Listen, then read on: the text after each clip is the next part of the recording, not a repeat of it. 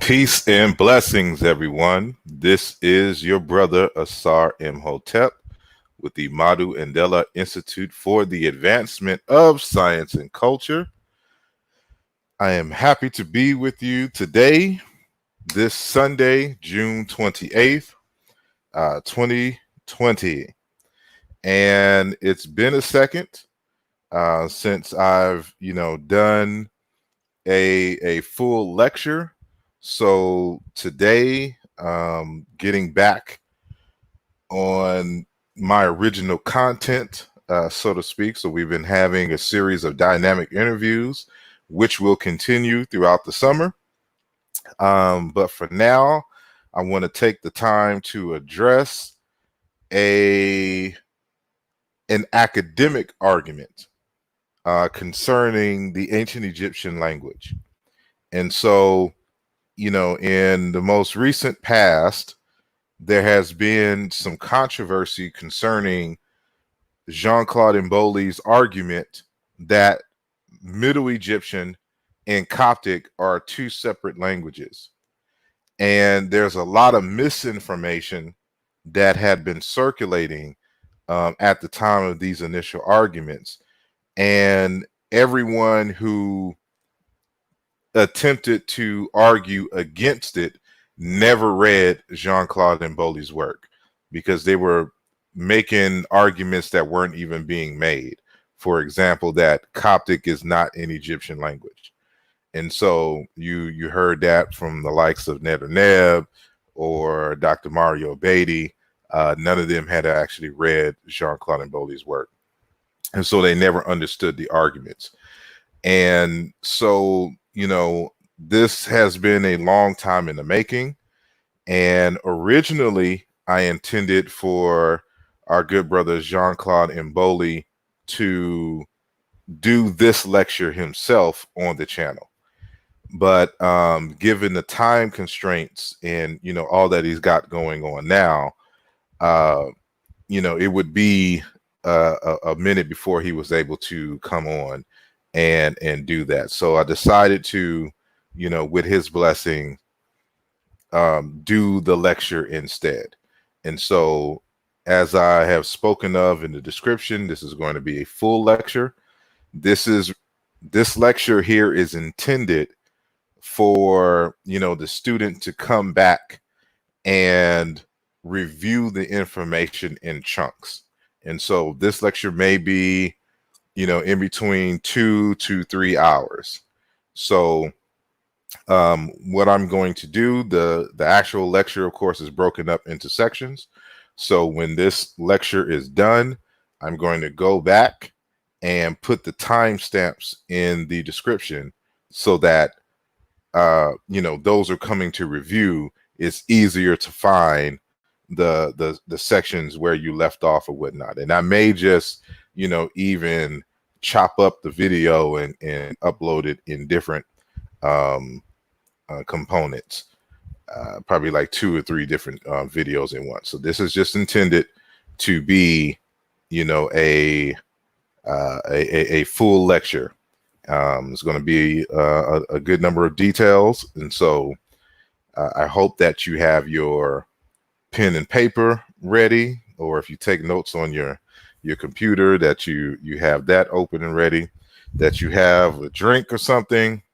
You know, I have my Arizona tea here and some water, and you know, if you have any snacks, it would be good to have it. So as always, I'd like to thank those who are listening live on this Sunday, so and who have made themselves known in the chat. So peace and love to Brother Robert Rand, to Vyasa Gula, to Majay Alboabab, OG Gorilla in the building, Brother Aziz Fall, Brother Chavez. We have Rafael Ara out of Brazil. I see you. Thomas McLean and Cheryl Ann Jones. So, of course, I am streaming live. Okay. I have to decline you. That's our good brother Sanjetti. And so, just want to say peace and blessings to everyone. And thank you for joining. So this is going to be the beginning of the program. So I'm just trying to make sure that everything is on the up and up there. Okay. So without further ado, because we have a lot to cover, I am going to get started. But before I get started, just want to remind you all to please like the video. Please share the video on your social media platforms, and you can even, you know, at least on Facebook, have a watch party, you know, for the video. And I see Shesmu Patah is in the building. Thank you for joining us. And I appreciate, you know, everyone who has supported financially the program, you know, in the past. And if you want to continue to support the program, you can, if you are on YouTube, you could support it by hitting the little money sign in the chat, or you can send it directly through Cash App. And so that information should be in the description, $ Asarum Hotep. And so your contributions, you know, allow me to keep the channel going, as well as, you know, help to bring in certain of the big name guests that we have. So I appreciate all of the help that you have given. And so thank you all. And so with that being said, I am going to get started. So let me share my screen real quick. There we go. Let me pull up the lecture title, and let me make sure that everything is showing correctly on the various screens. And so I'm getting confirmation on Facebook, and I am getting confirmation on the YouTube. So we are good to go. So today's lecture is titled Coptic and Middle Egyptian as Separate Languages, diving deep into the Mboli model. And that's Jean-Claude Mboli. And so much of this is discussed in Aaluja Volume 2, China into Religion and Philosophy, and which is on sale right now on my website. And so for those of you who don't have the book yet, if you go to Amazon.com and purchase it, it's going to be $45. But if you go to my website, asarumhotep.com, to purchase, it is on sale right now for $30. So if you have not gotten the text, I would encourage you to go to the website and get it while it is discounted. And other aspects of this conversation is going to be in towards a comparative dictionary of Chicam and modern African languages, which is also sold on my website. So these are, two of the main references, and we will just continue. So we have a number of objectives today, and that is to discuss Mboli's Negro-Egyptian model, and then provide details and clarity to the argument that Coptic and Middle Egyptian are in fact separate languages, and dispel the myths concerning the central argument. So as I mentioned before, you have a whole bunch of people trying to make arguments against Jean-Claude Mboli's conclusion, but they've never read Mboli's work and then therefore misconstrued his arguments. And so I want to bring clarity to the essential arguments of our good brother Mboli, and get rid of that misinformation concerning the text. So we continue with some essential arguments. So why is this discussion even important in the first place? It is because the general opinion of Egyptologists everywhere is that the ancient Egyptian language is a singular language that is the only language within the so-called Afro-Asiatic language phylum that represents, its own branch of Afro-Asiatic. And not only that the last stage of the language, which we have, over 3,000 years of recorded history of the language, is the Coptic language, that the last stage is the Coptic language. And so that is the general opinion. And so there is a linear evolution coming from the Old Kingdom, Middle Egyptian, New Kingdom, Demotic, and Coptic. And so usually when you hear you read in the Egyptological literature, you will see that they break up the languages into these 5 states, so to speak.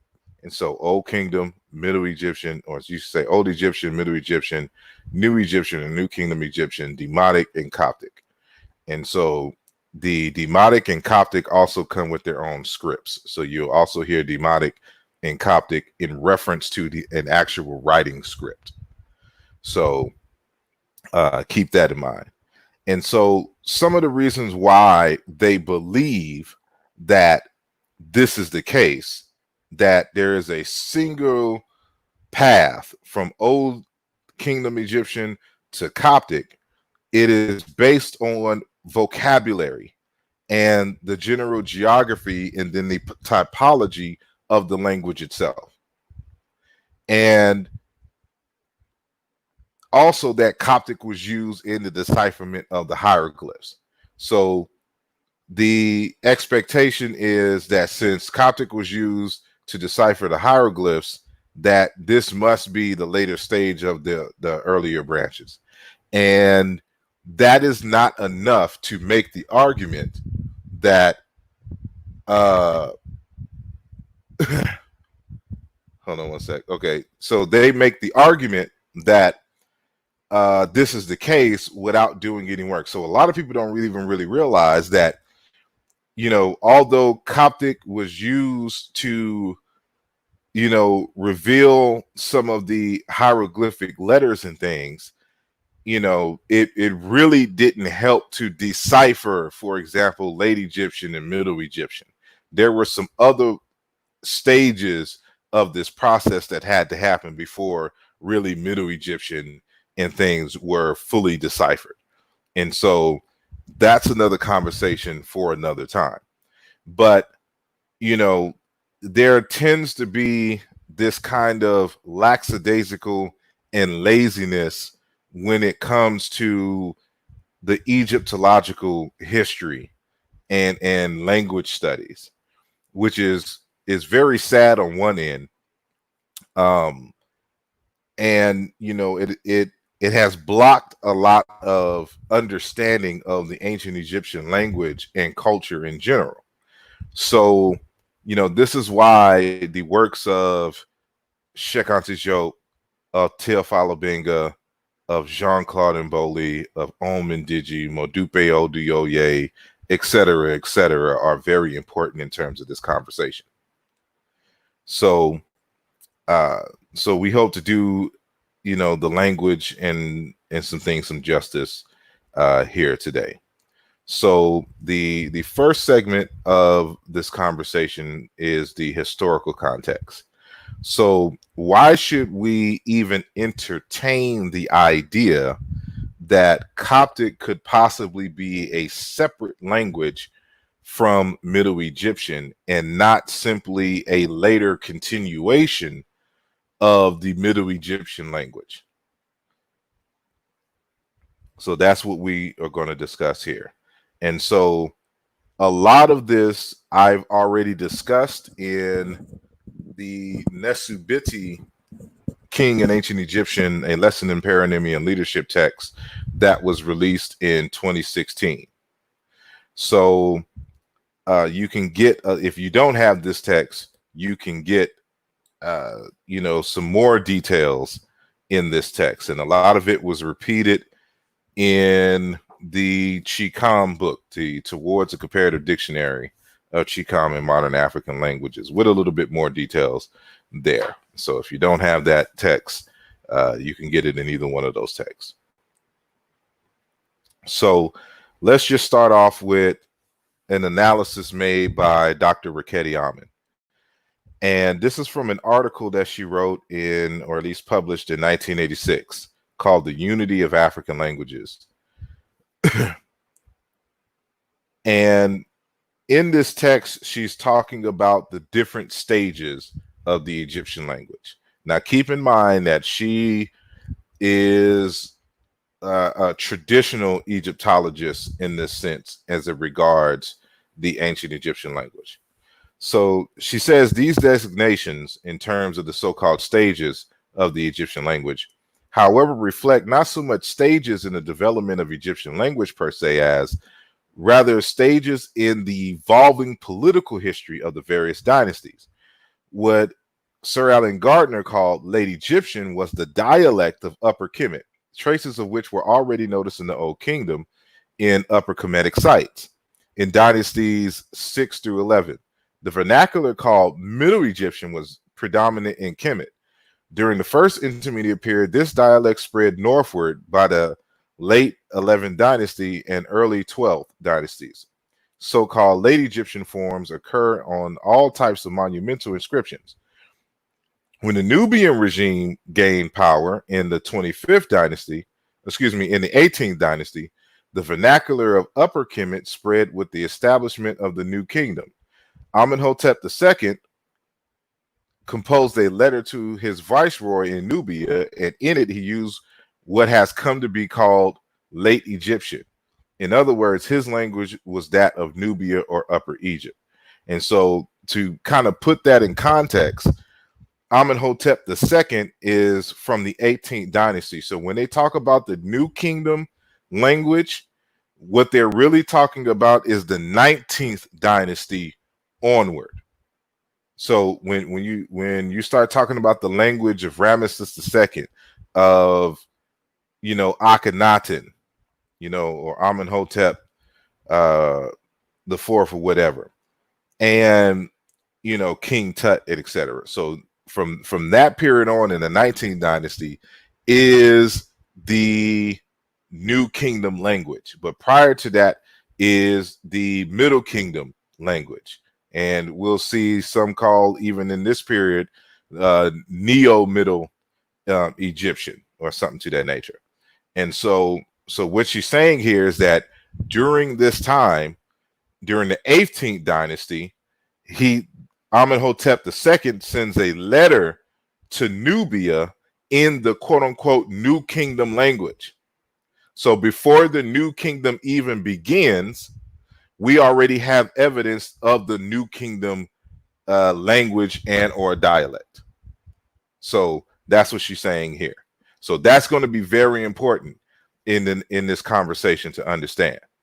So so now we know for a fact that the late Egyptian could not have evolved directly from Middle Egyptian, because while Middle Egyptian was still being spoken, late Egyptian was also being spoken in a different geographical region.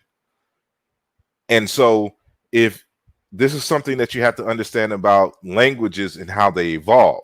So you don't have in a language situation that there is, for example, a mother tongue or a mother stage of a language that exists independently while its daughter languages or dialects evolve in a different direction. That's not how it works. The mother tongue evolves into its daughters. So if the late Egyptian evolved from Middle Egyptian, it would be a singular line and continuum. They wouldn't exist side by side together. And so that's something that you have to keep in mind. So we also have this other testimony from this Egyptologist and Coptologist in an article, the History and Literature of the Ancient Egyptian and Coptic Languages.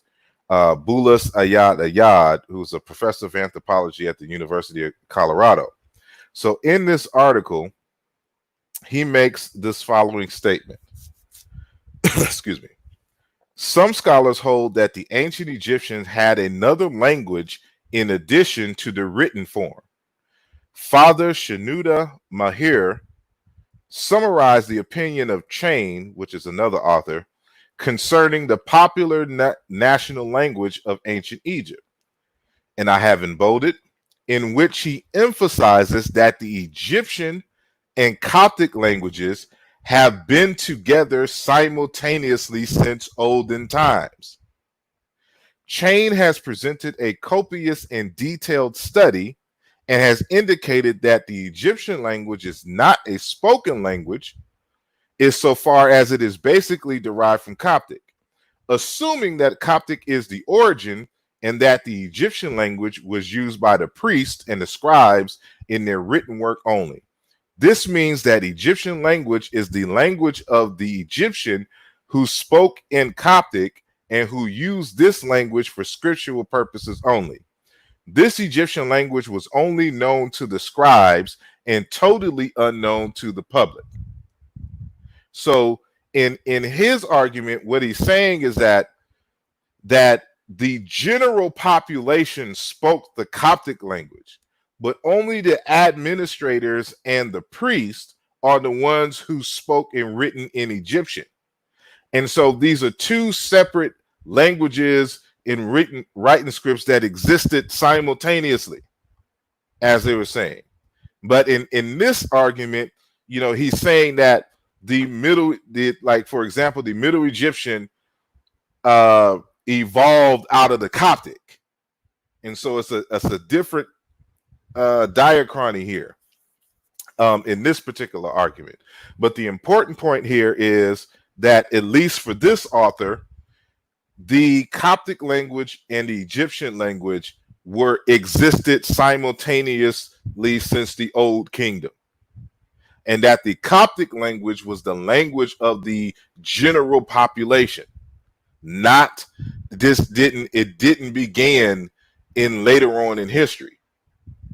So, and I discuss and expand upon this more in the Nesubiti text. So we have another linguist and Egyptologist by the name of Helmut Satzinger. And he wrote an article, The Egyptian Connection, Egyptian and the Semitic Languages. And so in this article, he states, historical Egypt is constituted of two populations, that of the Delta and that of the Nile Valley. Most probably these groups had different languages, and it is only one of them that is the ancestor of historical Egyptian. At present, many assume that Proto-Egyptian is the language of the Southerners. we know nothing at all about the other language.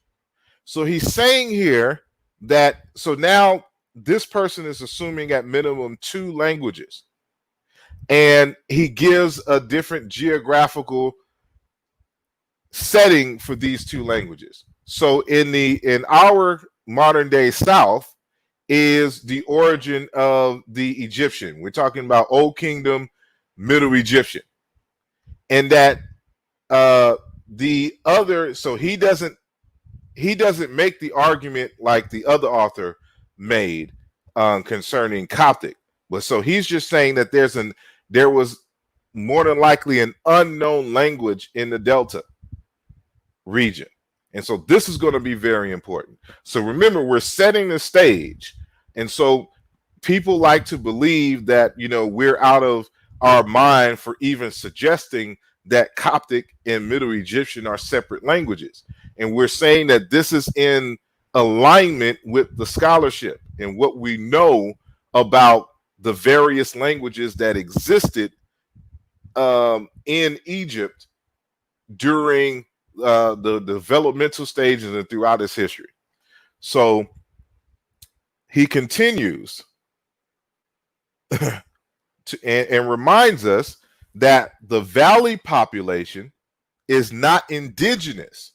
It has immigrated either from the south or from the southwest. The implications of this question concern the languages with which Egyptian may have had contact before it entered the light of history. So this is something else that you have to remember. The pharaonic originators, in terms of the language and the script, these people were not native, quote unquote, Egyptians.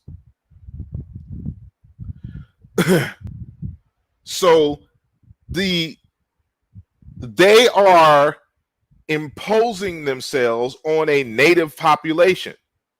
And so this native population speaks a totally different language. It could be a related language to the Old Kingdom and Middle Kingdom Egyptian, but it's a separate language nonetheless.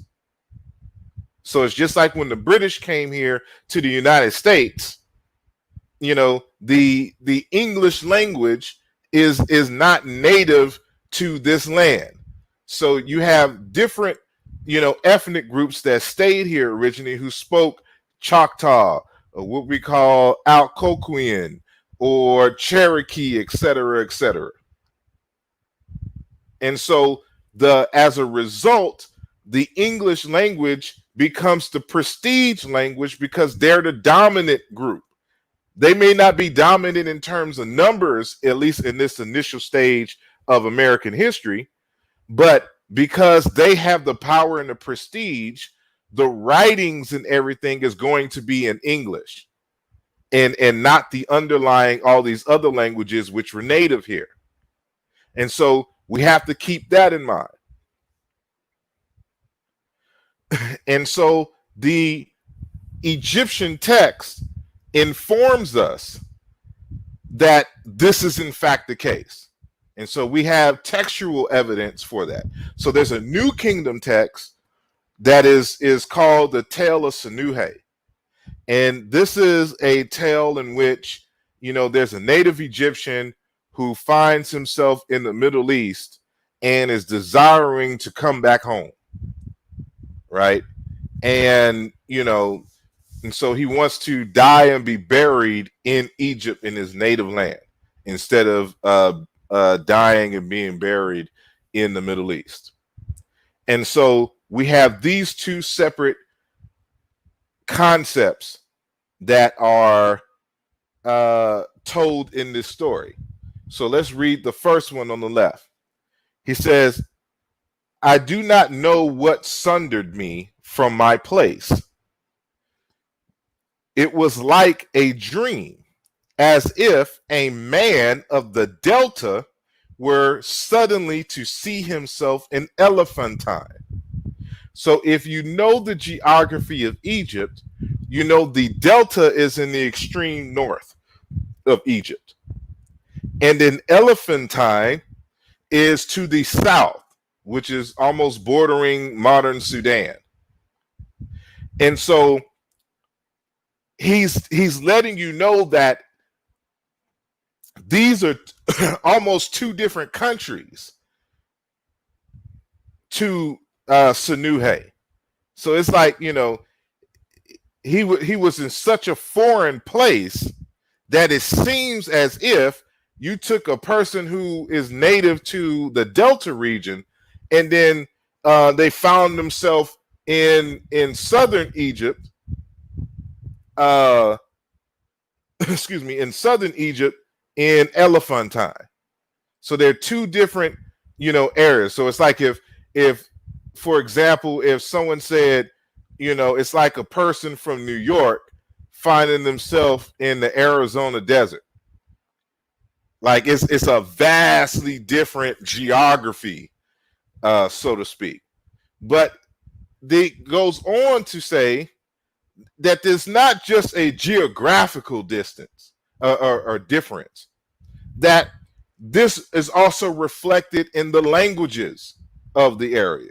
So we read on the right, your speeches are gathered together on my tongue and remain upon my lips. They are confused when heard, and there is no interpreter who can unravel them. They are like the words of a man of the Delta marshes with a man of Elephantine. So let's reread that and put it into context here. Your speeches are gathered together on my tongue and remain upon my lips, meaning your languages, you know, they're embedded in me. I can speak these languages, but they are confused when heard, and there is no interpreter who can unravel them. So the different languages in which he's talking about, you would need an interpreter, meaning they don't understand each other. So, you know, if you know, I need an interpreter to speak, you know, Kikongo if I go into the Congo region. You know, they may not understand my English, and I won't understand their Kikongo. So when I go there, I would need an interpreter, somebody who either speaks French or, you know, of course, the native Kikongo.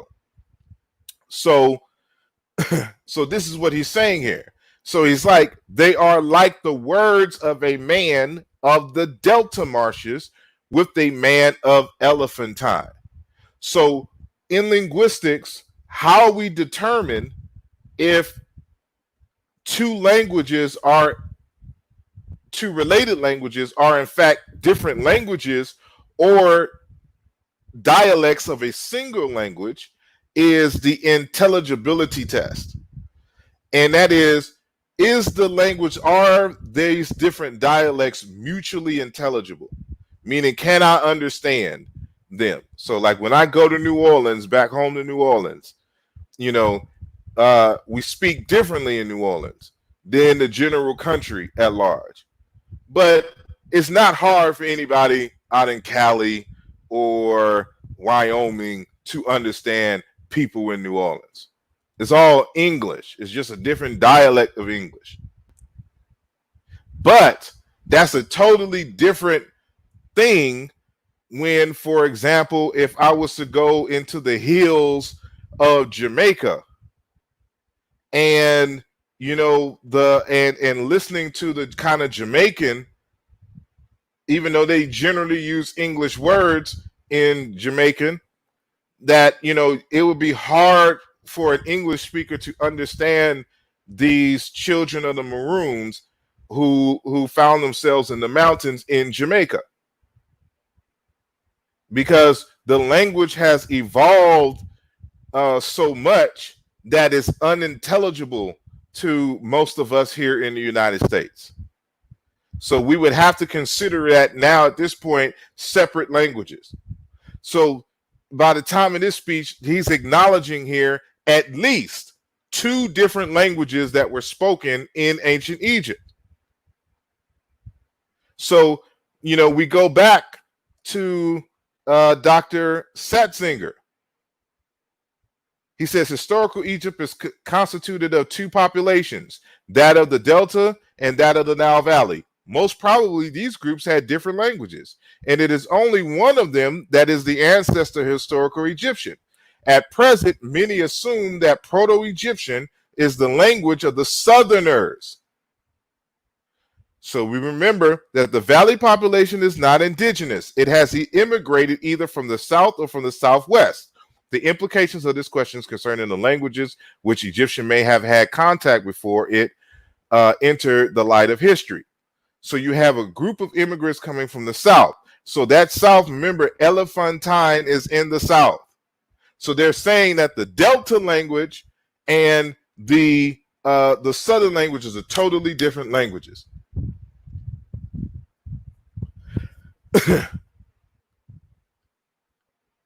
So there's a text. Excuse me 1 second.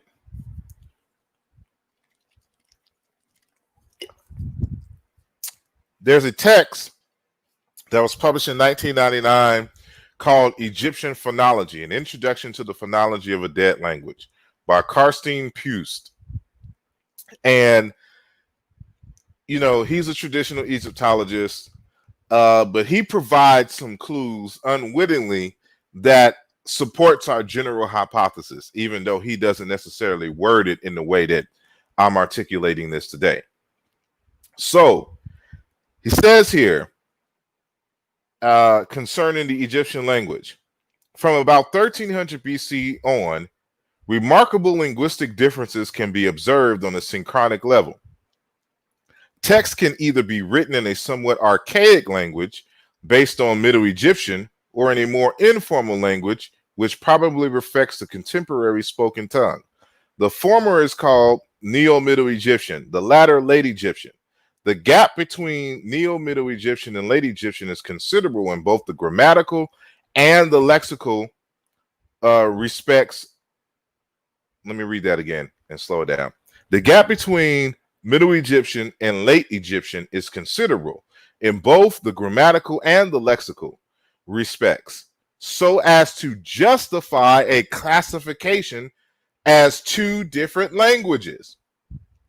So he's saying here that even though they in general believe that Coptic, you know, is a natural evolution of Demotic, and Demotic is a natural evolution of New Kingdom, and that New Kingdom evolves from Middle Egyptian, what he's saying here is that the differences in the grammar and lexicon is so great that you would have to, that you would be justified in considering these are two separate languages.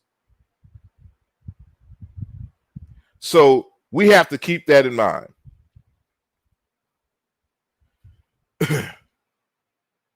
So on the same page in a footnote, footnote number 5 is what I have highlighted here. So for example, the Egyptian, for example, the definite article per or pa, which is a typical late Egyptian feature, is already found a few times in the Old Kingdom, but only in utterances ascribed to lower class people and as parts of proper names. Let me repeat this. So remember what he just said earlier, that there's a difference between Middle Egyptian and Late Kingdom Egyptian, and that the differences are great enough that you can justify the argument that these are two separate languages.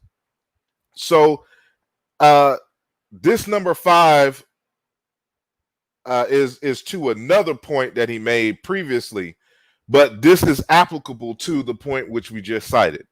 And he says the definite article pa, you know, or, you know, in English, the definite article is the. So an indefinite article would be a. So when I say the man over there, the man is the definite article, the. If I say a man in general, that is an indefinite article. So this definite article pa, which is not a part of the Old Kingdom or Middle Kingdom grammar. This is a New Kingdom grammar. But you have evidence of this in the Old Kingdom, but only in utterances ascribed to the lower class people and as parts of proper names. So remember what we said earlier, that the Old Kingdom and Middle Kingdom speakers, the ruling class, are invaders. And so the lower class people would be the people who are indigenous to the Nile Valley. So when the scribes who speak Middle Egyptian, Old Kingdom Egyptian, are recording the sayings of the lower class, because of course, if you are an invader, your group is going to be the upper class. So the lower class people are the indigenous people in the Nile Valley. So if once they started recording their speeches, they noticed in their speech this definite article pa, and it doesn't show up again in a very systematic way into the New Kingdom, 19th dynasty and 18th dynasty. So remember that Amenhotep II was writing to Nubia, and they was using the late kingdom language. So this just demonstrates again that the late kingdom Egyptian was already being spoken in the Old Kingdom. And so if late Egyptian and Old Egyptian and Middle Egyptian were being spoken of at the same time, then late Egyptian cannot be the natural evolution from Old Kingdom Egyptian. And so this is how we have to, understand these things. So we're seeing the, and we're not even getting into details of Coptic itself. We're just giving you the historical context that would allow for us to even make that suggestion that Coptic could be a separate language from Middle Egyptian.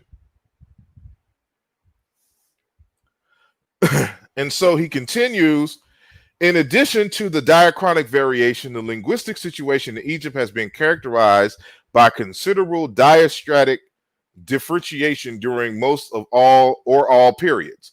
We can actually say that multilingualism has played a greater role in Egypt than in many modern Western societies. In modern Egypt, two distinct varieties of Arabic, which show pronounced differences on all linguistic levels, are the main vehicles of spoken and written communication, respectively. A similar situation existed during all or most of the Pharaonic era, where even in certain periods, two or more linguistically distinct varieties of Egyptian were in use for different types of written communication. Moreover, two or more distinct writing systems were in use throughout the entire Pharaonic era. In addition to the existence of different linguistic varieties of Egyptian itself, we have to consider that Egyptian experienced intense contact with other languages of various genetic affiliation. It can be assumed that there have always been a considerable number of Egyptians who, besides knowing one or more varieties of Egyptian, were familiar with one or several neighboring languages. As a result of such contacts, mixed languages of various types arose, such as Coptic, with basically Egyptian grammar, but a high and sometimes dominating ratio of foreign vocabulary, or Napatan, with basically Egyptian vocabulary, but profound grammatical restructuring due to contact with African languages. And so for Puce, the Napatan language is the language of the 25th dynasty. So that Cushitic dynasty. And we should know that the Cushite people spoke a so-called Nilo-Saharan language. And so that's a conversation for a different time. But for Puce here, he's making the analogy that, like, when you go into modern Egypt today, there's two different varieties of Arabic that is spoken in modern Egypt. So what he's trying to argue is that was the same thing in ancient Egypt, that there is these different varieties of the same language being spoken at the same time. And so my argument is that they're not necessarily varieties of the same language, but at minimum two different languages that were related languages that were being spoken of in ancient Egyptian history, throughout ancient Egyptian history and in the geographical space. So that's the kind of the departure point between, myself and Mboli and anyone who agrees with the Obenga and Mboli model. So this is some very interesting things here that we have to keep in mind. And so the situation, this is what I wrote in essentially the Nesabiti book and in Aaluja Volume 2, but directly from Aaluja Volume 2. And this is what happened in this actually is a citation from Nesabiti of what happened in the British Isles, I should say. And so what I say here is that, and I'm giving this as an analogy of what happened in ancient Egypt. And so it is no different than what happened in the 11th century Normandy invasion and occupation of England by Duke William II. During this time period, a little after 1072 AD, the Norman French is introduced as the language of the new elite. The general population spoke English, but the language of education and writing was French. This explains why approximately 30% of our English vocabulary is actually French words. Only after the expulsion of the French from England was English readopted as the language of prestige and writing. I argue here that this is more than likely what happened in ancient Kemet. And so what I put here is in terms of the footnote is French legal, military, and political terminology, words for meat of an animal, noble words referring to food, etc. For example, au gratin. Nearly 30%, of course, of English words in an 80,000 word dictionary may be of French origin. And then you can see this text for a discussion of that history, the origins of English language, a social and linguistic history, published in 1986. So this is important to note because, what is 30% of 80,000 words? That's 24,000 words. So 24,000 words in the English language are from French. And so I have to decline, sister. I'm sorry. Sorry for the noise, y'all. But I done lost my train of thought. Okay, so the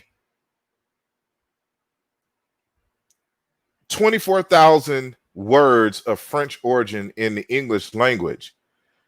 This is important to note because when people talk about the continuum or the so-called evidence that Coptic evolved naturally from Middle Egyptian, one of the things that they cite is the large amount of Coptic words that you can find in the Middle Egyptian language. And that doesn't necessarily mean anything because Coptic, if we argue that Coptic, is a separate language, but a related language to Middle Egyptian, you have at minimum two scenarios here. So those words that match with Middle Egyptian could be not borrowed, but inherited from the pre-dialectical parent that gave birth to both Middle Egyptian and Coptic.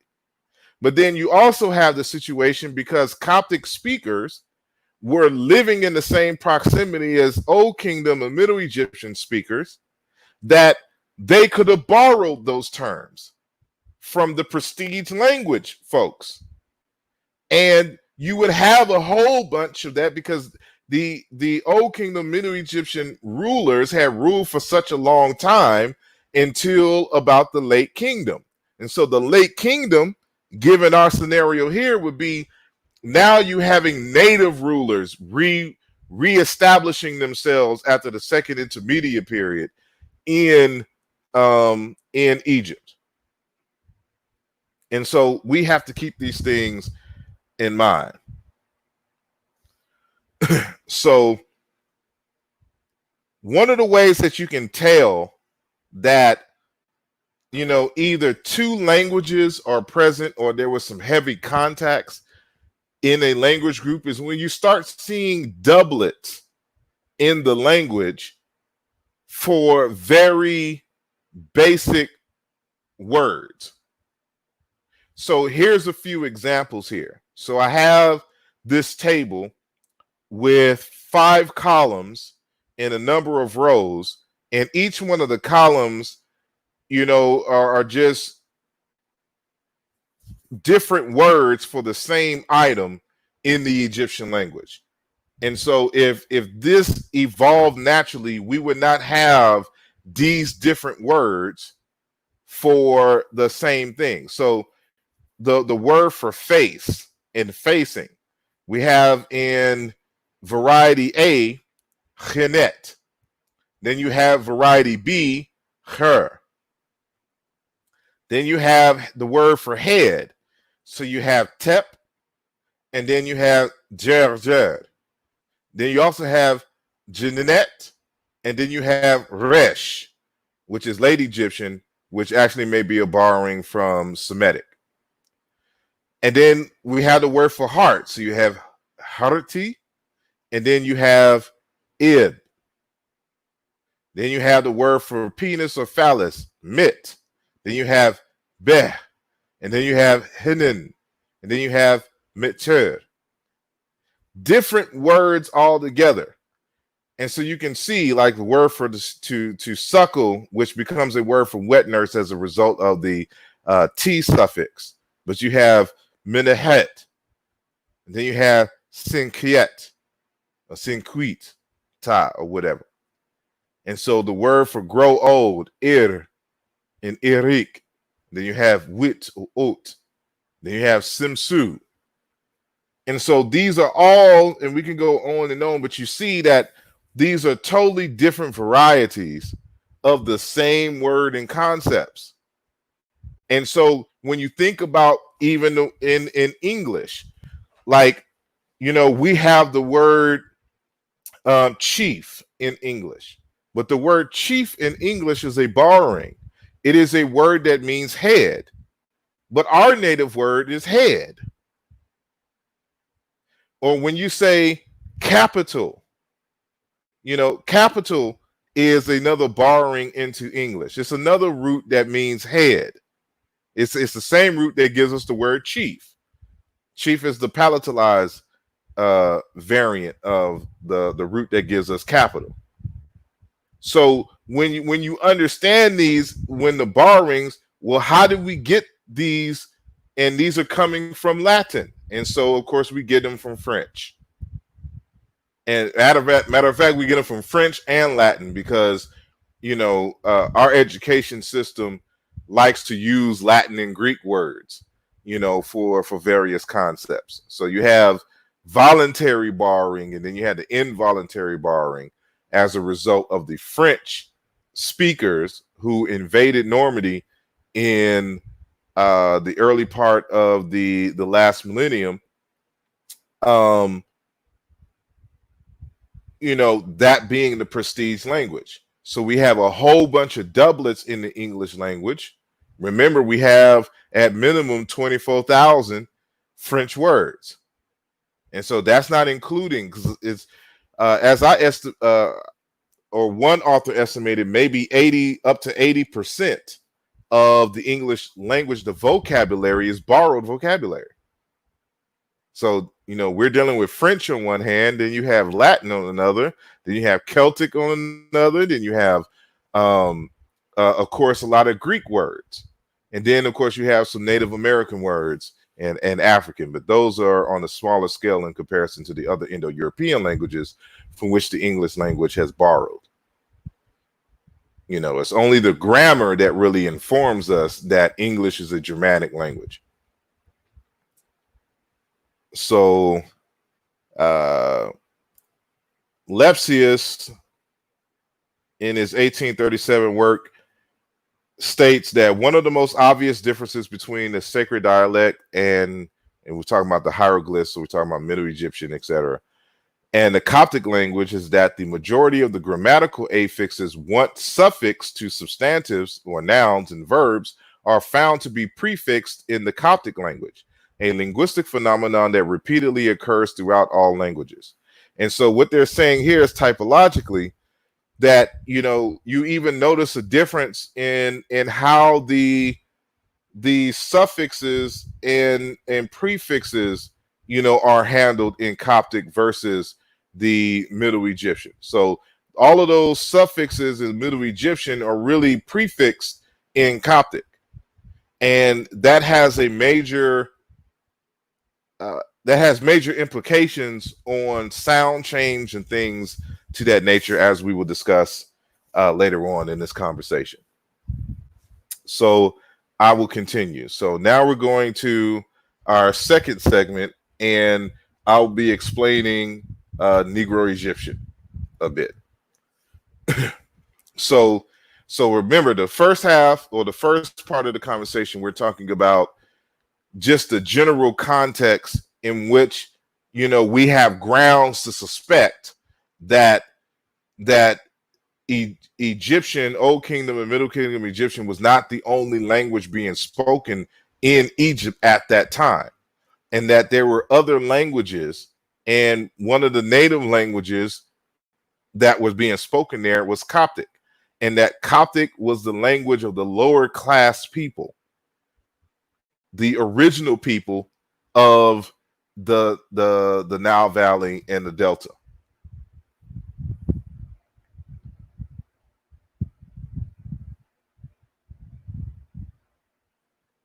So, as mentioned before, you know, that the concept of Negro-Egyptian originates with Dr. Theophile Obenga, and this book right here, The Common Origin of Ancient Egyptian, of Coptic, and Modern Negro-African Languages, an introduction to African historical linguistics.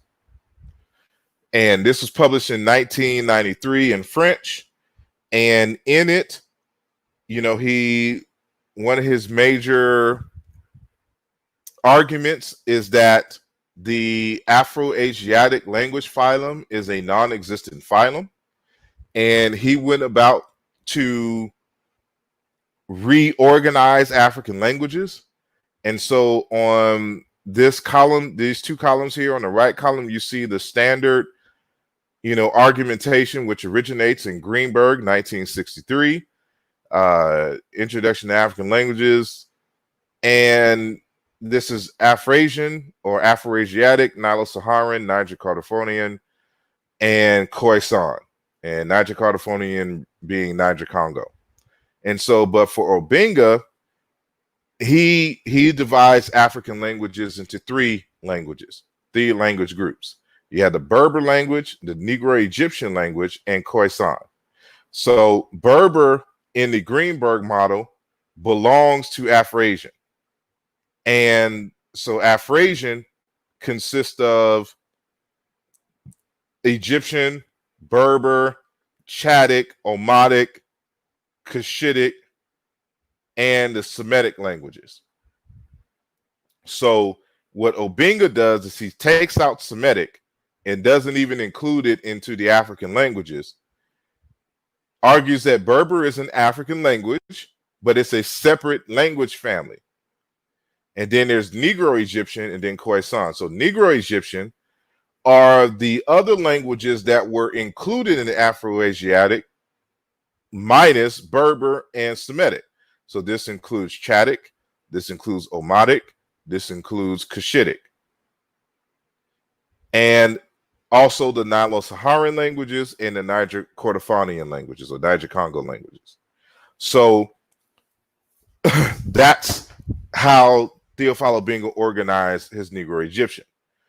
So then comes Jean-Claude Mboli in his text, The Origin of African Languages, that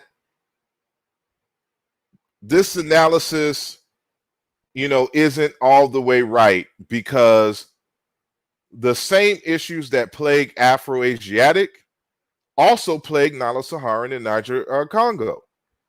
So you can't include Nilo-Saharan and Niger-Congo into your Negro-Egyptian, because the same methods that built Afro-Asiatic are the same ones that built Nilo-Saharan and Niger-Congo. So if the same methods are not good enough for to establish Afro-Asiatic, it can't be good enough to establish Nilo-Saharan or Niger-Congo. And so this is problematic when it comes to the defense of Negro-Egyptian under Obenga in 1993. So that's why Jean-Claude Mboli, he dispenses with all of the previous labels brought together by Greenberg, and he just starts from scratch. And he builds on Dr. Theophile Obenga's 1993 work and verifies the relationship, for example, between Bantu, because Obenga was comparing primarily his native language of Mbochi, which is a Bantu language, with ancient Egyptian and Coptic. And so and then, of course, Sheikh Anta Diop did the same thing with Wolof. And so, but Jean-Claude Mboli was trying to do the same thing with his native language of Sango and Zande. And so his parents, one spoke natively Sango and one spoke natively Zande. And they got married and had him. He learned both languages. So he was trying to see if his native languages were related to the ancient Egyptian. And once he established that, he expanded it to other languages, including some of the languages which were discussed in terms of Obenga and Diop's work. And this is how he verified Negro-Egyptian. So he kept the label of Negro-Egyptian in his 2010 text. So that's where we find ourselves now. So his original model, so it's different than what you find in Theophile Obenga's work. So let's go back to Theophile Obenga. So this is Theophile Obenga's Negro-Egyptian, which includes Nilo-Saharan, Niger-Kordofanian, and then the leftover languages of Afro-Asiatic. But when we go to Jean-Claude Mboli's work, it's a totally different thing. So remember that he did his from scratch. So what he broke his into archaic Negro-Egyptian, and then archaic Negro-Egyptian breaks up into three branches. Branches he calls Kweki, Kikwe, and Kikuki. And then what he argues here is that the Kweki and Kikuki branch, these branch 1 here, branch 2, branch 3 over here, the branch 1 and branch 2 lived amongst each other for a very long time. And because they have been interacting in the same geographical space throughout history, these two different branches begin to converge on each other. And so all of the languages which made up these two branches converged on one another, and they started to share vocabulary and grammatical features. So they began to look like and sound like, a common language. And so that's what we mean by convergence. So this establishes basically another language family, and which he calls post-classic Negro-Egyptian. So we have archaic, and then this stage here is the classic stage. So archaic, classic, and then post-classic. So after the classic stage. And then after this classic stage, it branches off into two different dialects or two different language types, which he calls Bere and Beher. And so in the Bere branch, you have languages like Hausa, Zande, Middle Egyptian, and then you have in terms of the dialect of Beher is Coptic, Sango, and Somali. And so this third branch here, he hypothesized, is the origin of the Semitic languages. And so the differences of these languages here are based on how the words are formed in these different branches in dialects. And so this is going to be very critical to understand. And I will try my best to explain this as simply as possible. So, this is going to be a little bit technical, and this is going to be, linguistic heavy here. So those two branches or dialects of Bere and Beher migrated in different paths. So on the left here, you see this map of the Bere branch.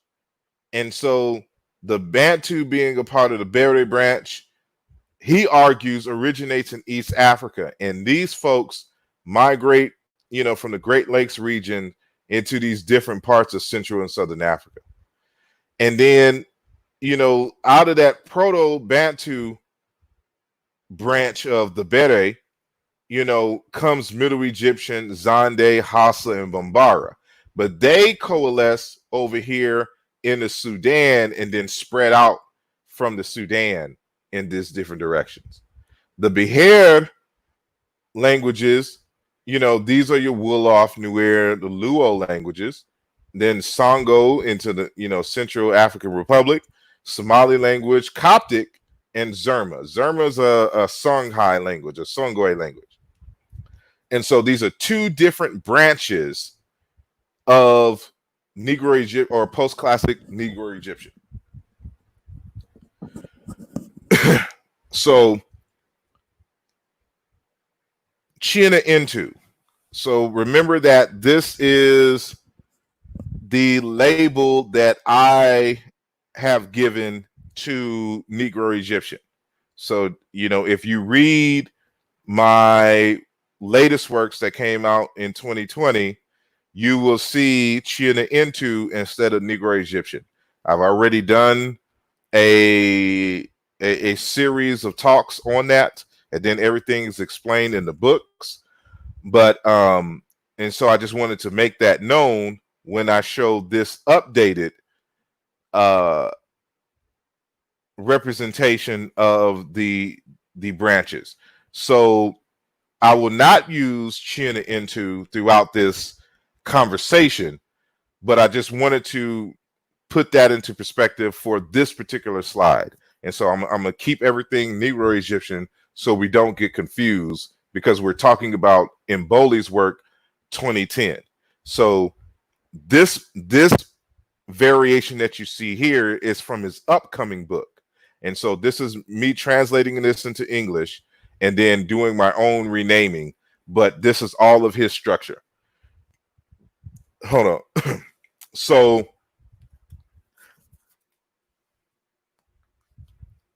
I renamed the entire language family Chiankanda. And his Mboli's Negro-Egyptian archaic or archaic Negro-Egyptian is, for me, Chiankanda Chikulu, or archaic Chiankanda. The classical stage here is classical Chiankanda. And then Chiena Intu is this branch here. And so let me kind of break this down a little bit here. So actually, I will wait to the other slides.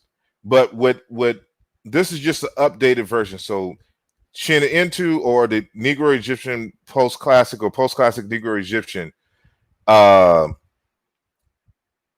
breaks up into these branches, but he's showing here the interrelationship that these languages have. So beforehand in this 2010 work, this Kikuki branch is doesn't interact much with the post-classic Negro-Egyptian.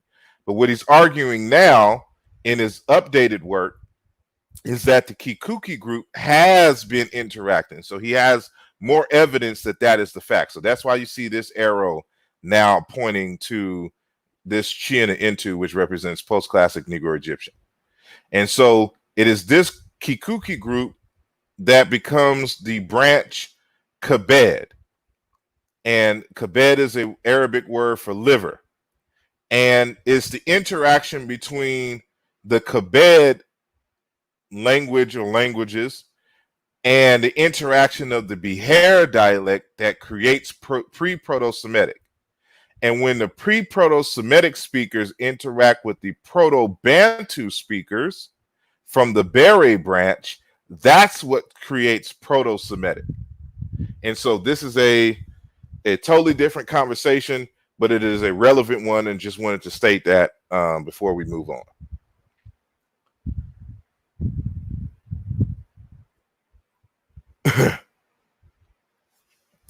So that what Mboli argues is that Negro-Egyptian is built from 10 onomatopoeic roots. And if you know about onomatopoeia, these are words that are representative of the sound that an object or a phenomenon makes. So if I'm playing basketball and I shoot a three from half court or whatnot, and I hit nothing but net, you'll hear me make the sound swoosh. Swoosh is a word, but it represents the sound of the net, the ball going through the net, without hitting the rim or the backboard or whatnot. So it's simply swish, as we say on the court. So when you say cuckoo, these are onomatopoeic words. So what he's saying is that, based on his analysis, there were 10 onomatopoeic roots that gave birth to the vocabulary in Negro-Egyptian. So they are K or K, sound of dry wood being cut, or the sound of crackling a dry branch. Hu, the action of blowing or breath. Chui, sound of the mouth chewing or trying to chew. So it's like chui, something to that nature. And then you have this kind of nasalized hu, the action of smell or sniffing. So it's more of an in sucking more than an exhaling in the sense. And then you have sku, the sound emitted from the throat. That's where your glottal is. Then you have nge or nge, the baby sound identified as a call to his mother. Then kui, a cry of shivering or to trill. So you have, and then you have these vowels. And so these vowels have a grammatical function. So the E, indication of remoteness or there. Then you have U, indication of proximity or here. And then you have A, indication of size or big or grand, indication of far away exactly. And so this is at the archaic stage. This is roughly around the time when humans started speaking. And in Africa, or at least this branch of individuals, their words were these onomatopoeias. So keep this in mind. So notice that these are monosyllabic consonant vowel setups for the most part here. So then the second stage, now we're in the classic stage. So we are hunter-gatherers that and these hunter-gatherers began to combine these archaic words to make more complex words. And so you get words like tree, meaning game. So what is tree again? That is the sound of the mouth chewing. So this is in relationship. They saw this in relationship to food. So game. So the word for food is the word for to chew. And I see Brother Echo saying that a lot of those onomatopoeic roots still exist in the airway language. And it is very striking, he says. And so we have hoo-hoo, lung, or meat. So you have this from this expression of breathing, then becomes the word for lung, and then meat. And then you have kehu, the word for fire. So this ke is the word for the sound of a dry stick. It becomes the word for stick. And this word hu meaning to blow. Now you have the word for fire or sun. So when you are out in the bush and you want to start a fire, you rub two sticks together and you blow on it. And that's how the word for fire comes about. So there's a logic to the combining of these roots. And so you have kiku, javelin, lance, kiku, chief or leader. And this is a word that becomes for mountain. Kiku, rainy season. As you can see, these are like homonyms, but different variations on the homonyms. And then kehu, dry season, which is related to this word for fire and sun. So these are just a few words that are being built from these archaic. So the archaic stage, you saw the 10 onomatopoeia. Then in the classic stage, you are seeing now the combination of these monosyllabic roots. And so, you get a glimpse here. This is from our good brother Jean-Claude Mboli, one of his slides that he did. And he's showing you here, how these archaic roots become the first true words in the Negro-Egyptian language family. And so, this ki, and then kikuki for body, and then ku for trunk, or base for foot and things of that nature. And so he's showing that, the word for stick, then becomes the word for an object or a tool or thing, or the adjective hard, and then force, and then hurt and dangerous and stone. There's a logic that is evolving here. And so, this is going to be critical, for understanding this argument. So what he says here is that the words of the very first stage of the African mother tongue, Negro-Egyptian, is composed of two switchable consonant vowel syllables. Syllables such as ta, ki, po, fa, etc.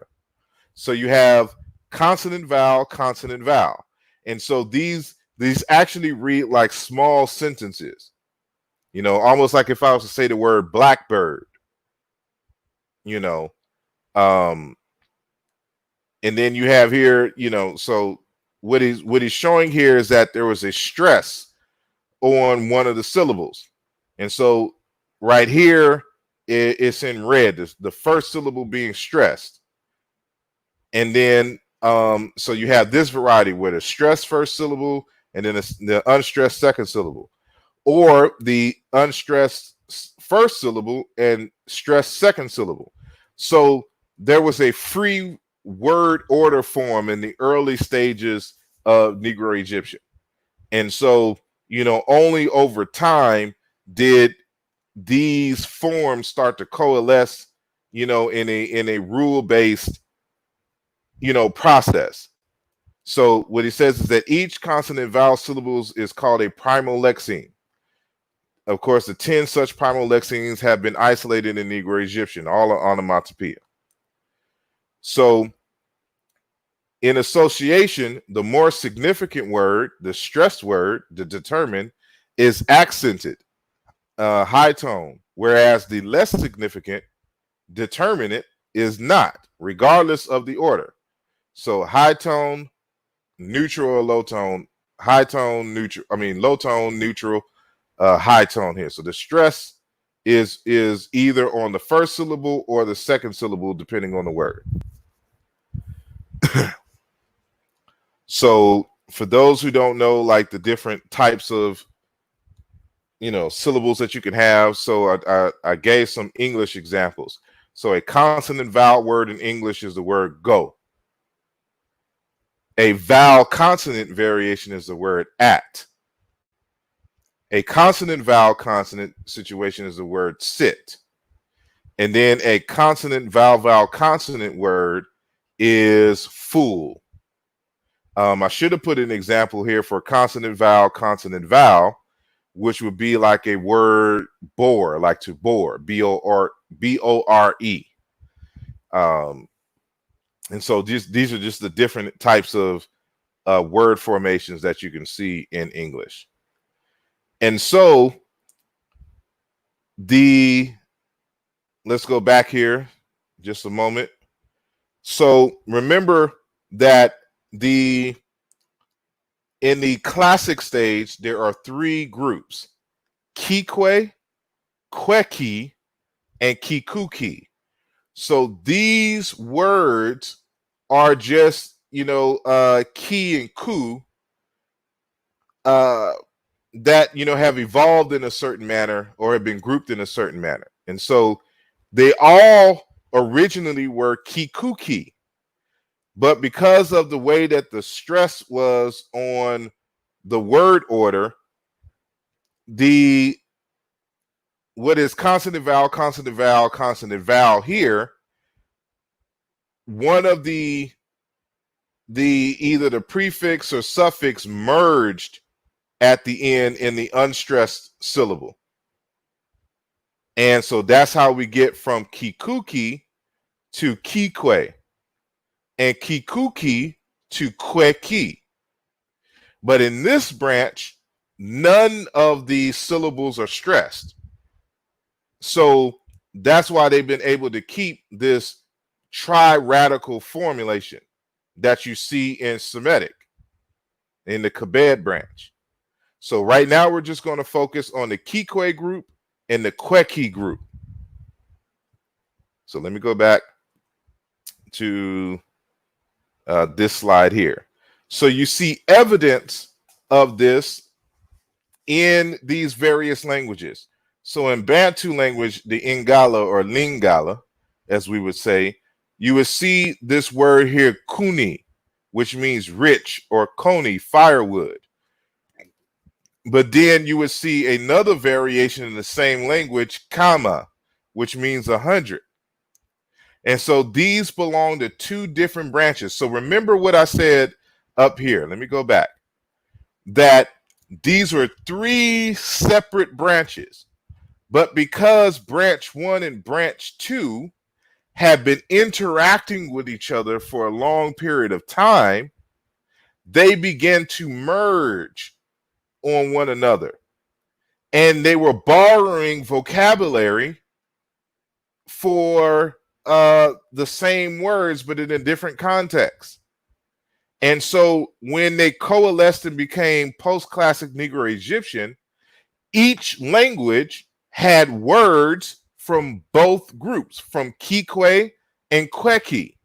And so what you'll notice about these groups is that the consonant vowel from the Kwekwe group is switched into this group. So notice the word Ki-Kwe. When you notice Kweki, it is the word Kikwe backwards. So the Kwe syllable in Kikwe is now the first syllable in Kweki.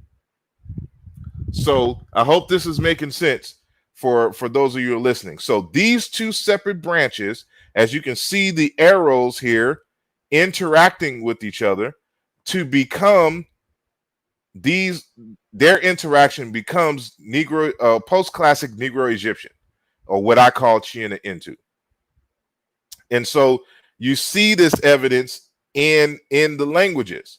So, for example, the word kin, to be complete, kin, fire, from the Kweki branch. In the Kikwe branch, you have this word kim, complete, kim, black.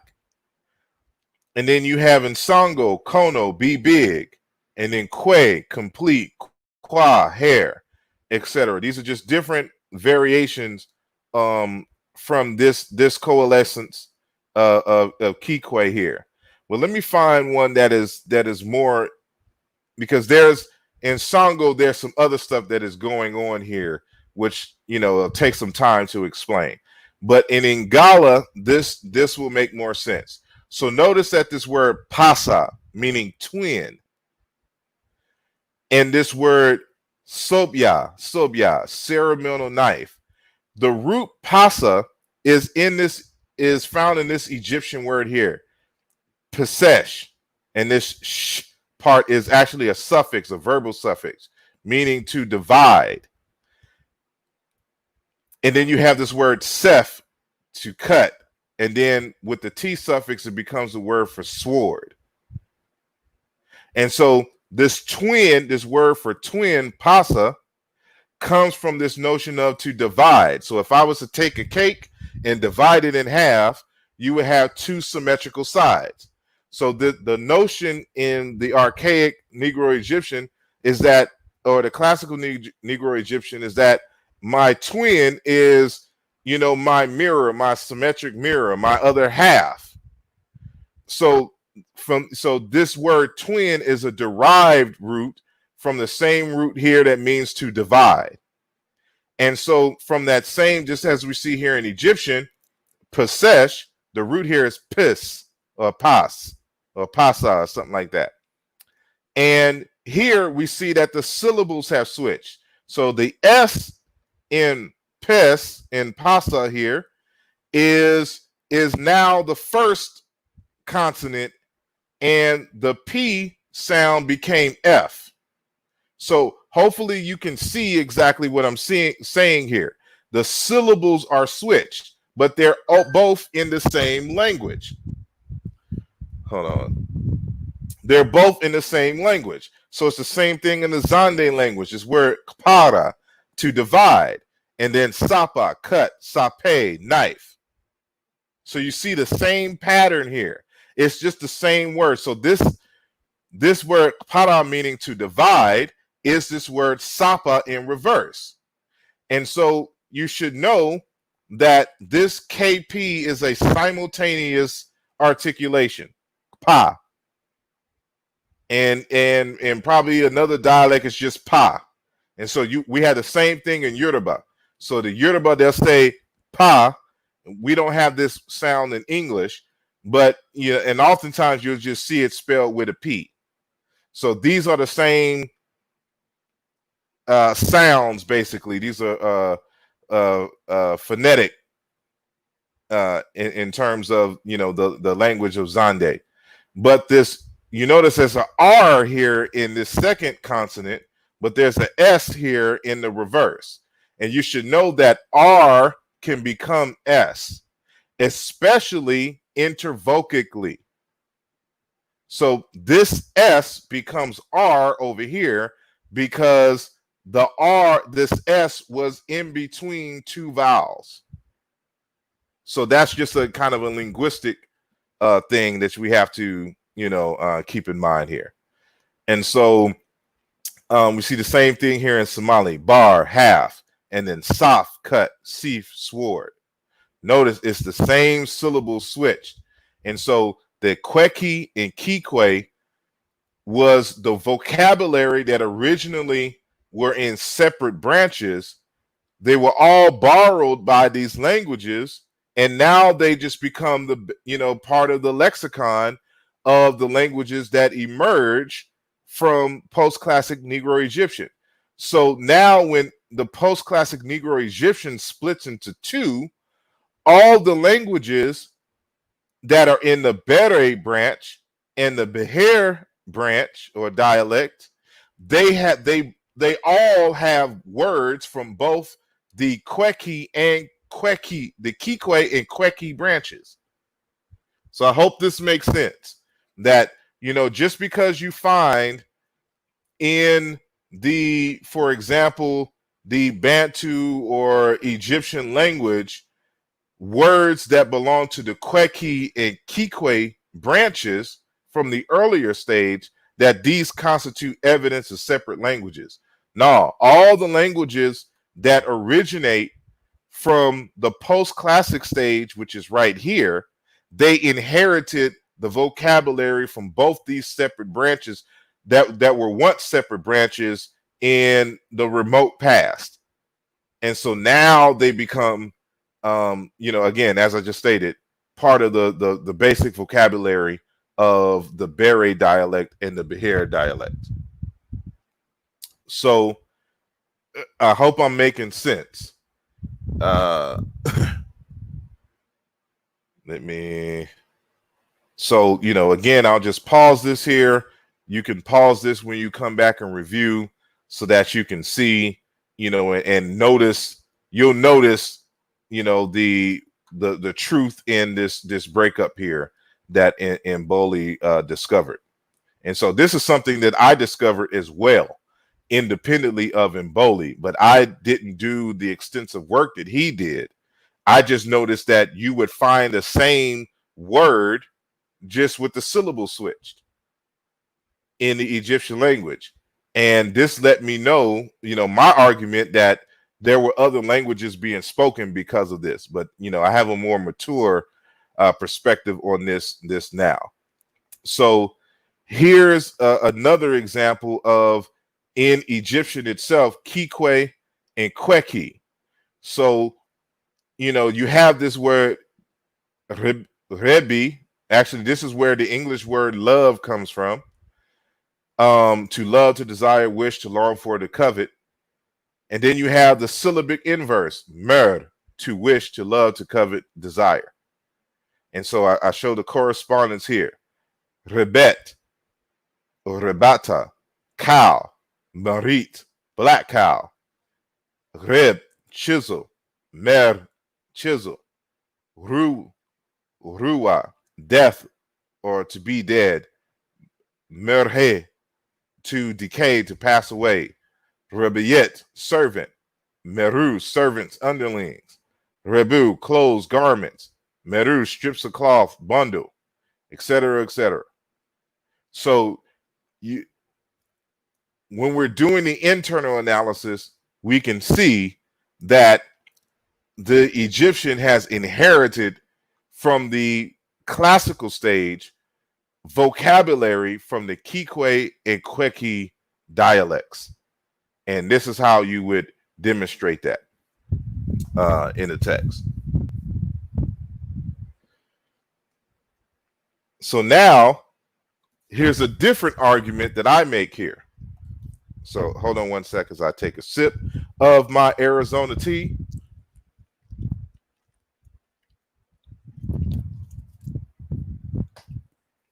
And I hope y'all are still rocking with me, and that, what I'm saying is making sense. Again, you will have an opportunity once this is done to go back and review this stuff. So, and then of course, some of this stuff will be repeated in the books. So if you haven't purchased the books, I would encourage you to do so. Aaluja Volume 2 and Towards a Comparative Dictionary of Chicam and Modern African Languages by your brother Sarim Hotep.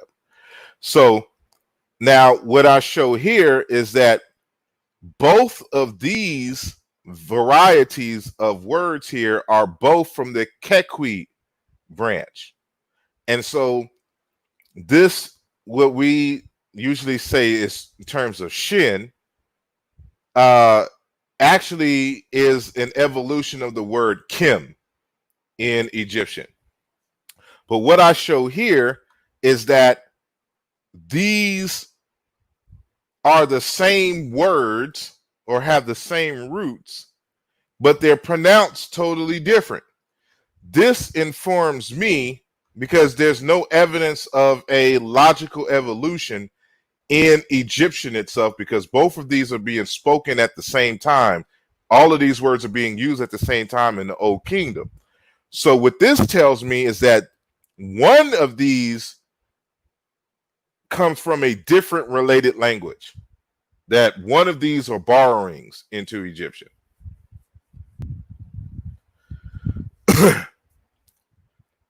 So so we have shin to block, and then we have inebet, lock or fortress. Shini, to be round, to surround, to encircle. Inebet, a fence. And so notice the prefixes and suffixes that give derived meanings to these roots.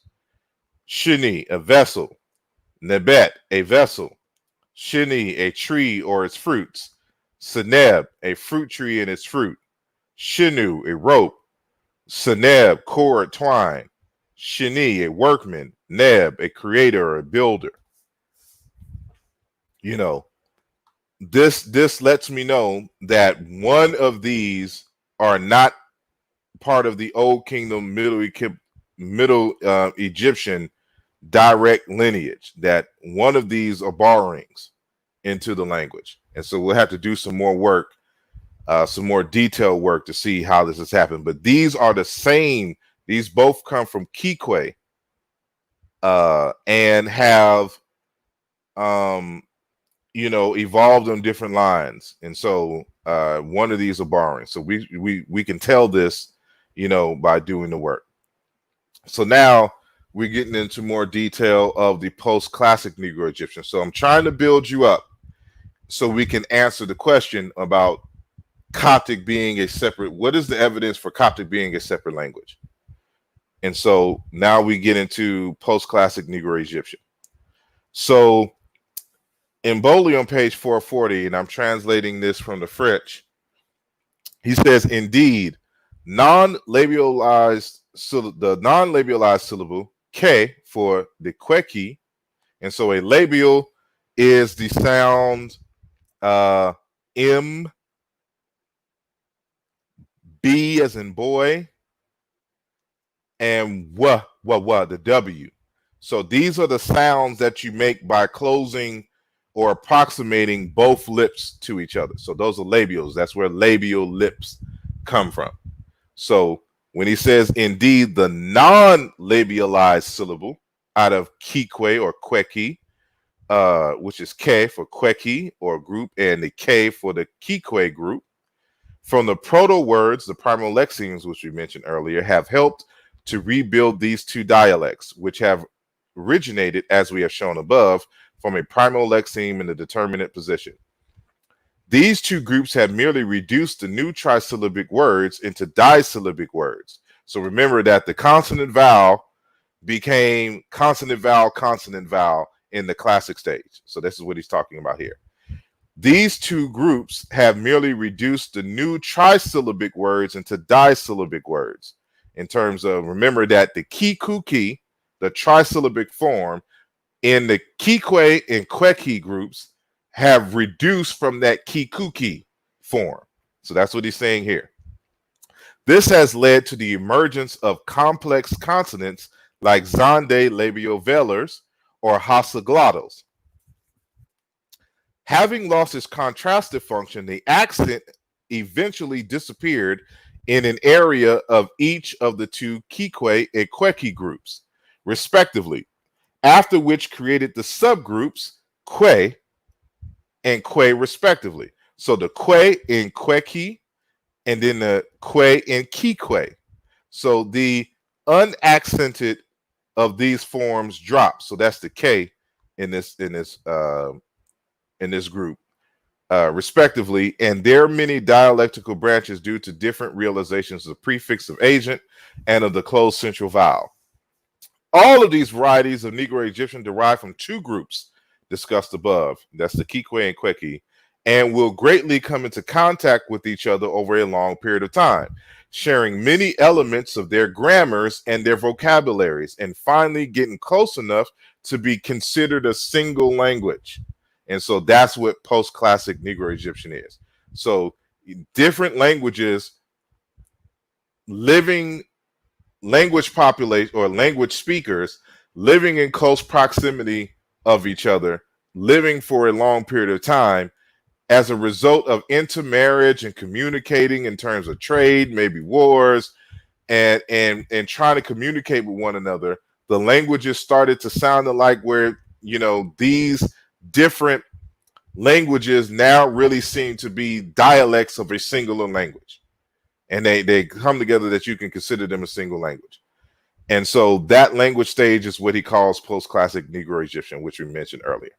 So remember that I renamed Negro-Egyptian, or at least post-classic Negro-Egyptian, Chin and Intu. So this is my graphic here to kind of, make it a little bit more simple in terms of understanding exactly what is going on here. So we have the post-classic stage, and notice that, we have the stress in the first syllable part here, and we have, this is a distinguished factor in terms of what we call a isogloss. And so, for example, if we take the word, aka or ata, notice that there is a vowel in front of the K and a vowel after the K. There's a vowel in front of the T and a vowel after the T. So the post-classic stage, the words were in this formation. And so this is what we call the Bere branch, B-E-R-E. It has these words have this form. But then, another branch develops, which is we call the Beher branch. And so notice that there's, no stress here. And now we have a vowel consonant, or vowel A-A-K, A-A-T. This is what distinguishes the branches here. So we see here that in the Bere branch, a word ends in a vowel. But in the Beher branch, the root ends in a consonant. And that is, the consonant is doubled in before the final consonant. So these are two distinguishing factors here. And there's a reason why these different word formations are the way they are. So from the post-classic, we have pre-Proto-Bantu. It is pre-Proto-Bantu that gives rise ultimately to Middle Egyptian, Hausa, Zande, Mande, and Sumerian. And then pre-Proto-Bantu gives birth to Proto-Bantu, which gives birth to Gabaya and just the Bantu languages in general. Gabaya is a Bantu language in general. So I have to actually update this. But in the Beher branch, you have the Nuer, and Luo and Collagen, and Wolof in this one area. Then you have Coptic, Songos, Somali, Zerma, and Banda in this family, or whatnot, that forms a subgroup of the Beher. So, take some time when you have time. Again, it is in my Aaluja Volume 2, and you can, if you don't have the text, you can always come back to this point in the video and really kind of study this. But again, pay attention to the word formation of the Bere branch and the Beher branch. And so here are the known languages that belong to these two different branches of post-classic Negro-Egyptian. They're the Bere, and notice that the word Bere again, B-E-R-E, consonant vowel, and then the word Beher. These are both the same word, which means liver, in two different languages. And Mboli uses these words to really kind of stress the difference in the pronunciation of these inherited words. So for the Beher, we have B-E-E-R, consonant, vowel, consonant. So keep this in mind. So for Mboli, Zande, Middle Egyptian, Hausa, Bantu, Gabaya, Bambara, Theban, and I include Sumerian, belong to the Bere branch. The Beher branch is the Somali language, Songo in the Central Republic of Africa, Coptic, Wolof, Nuer, Banda, Luo, Songoi, and it is represented by Zerma in Mboli's 2010 text. So Zerma is a Songhai language, You have Fulani and Sara. So, as stated earlier, the isoglossals separating these two branches being defined by the presence or absence of the accent on the suffixes appeared at the post-classical stage. So there are different suffixes, the masculine suffix, the feminine suffix, the plural suffix, etc. We observe different syllable structures. So I don't know if y'all can see this. So let's look at this first bullet point here.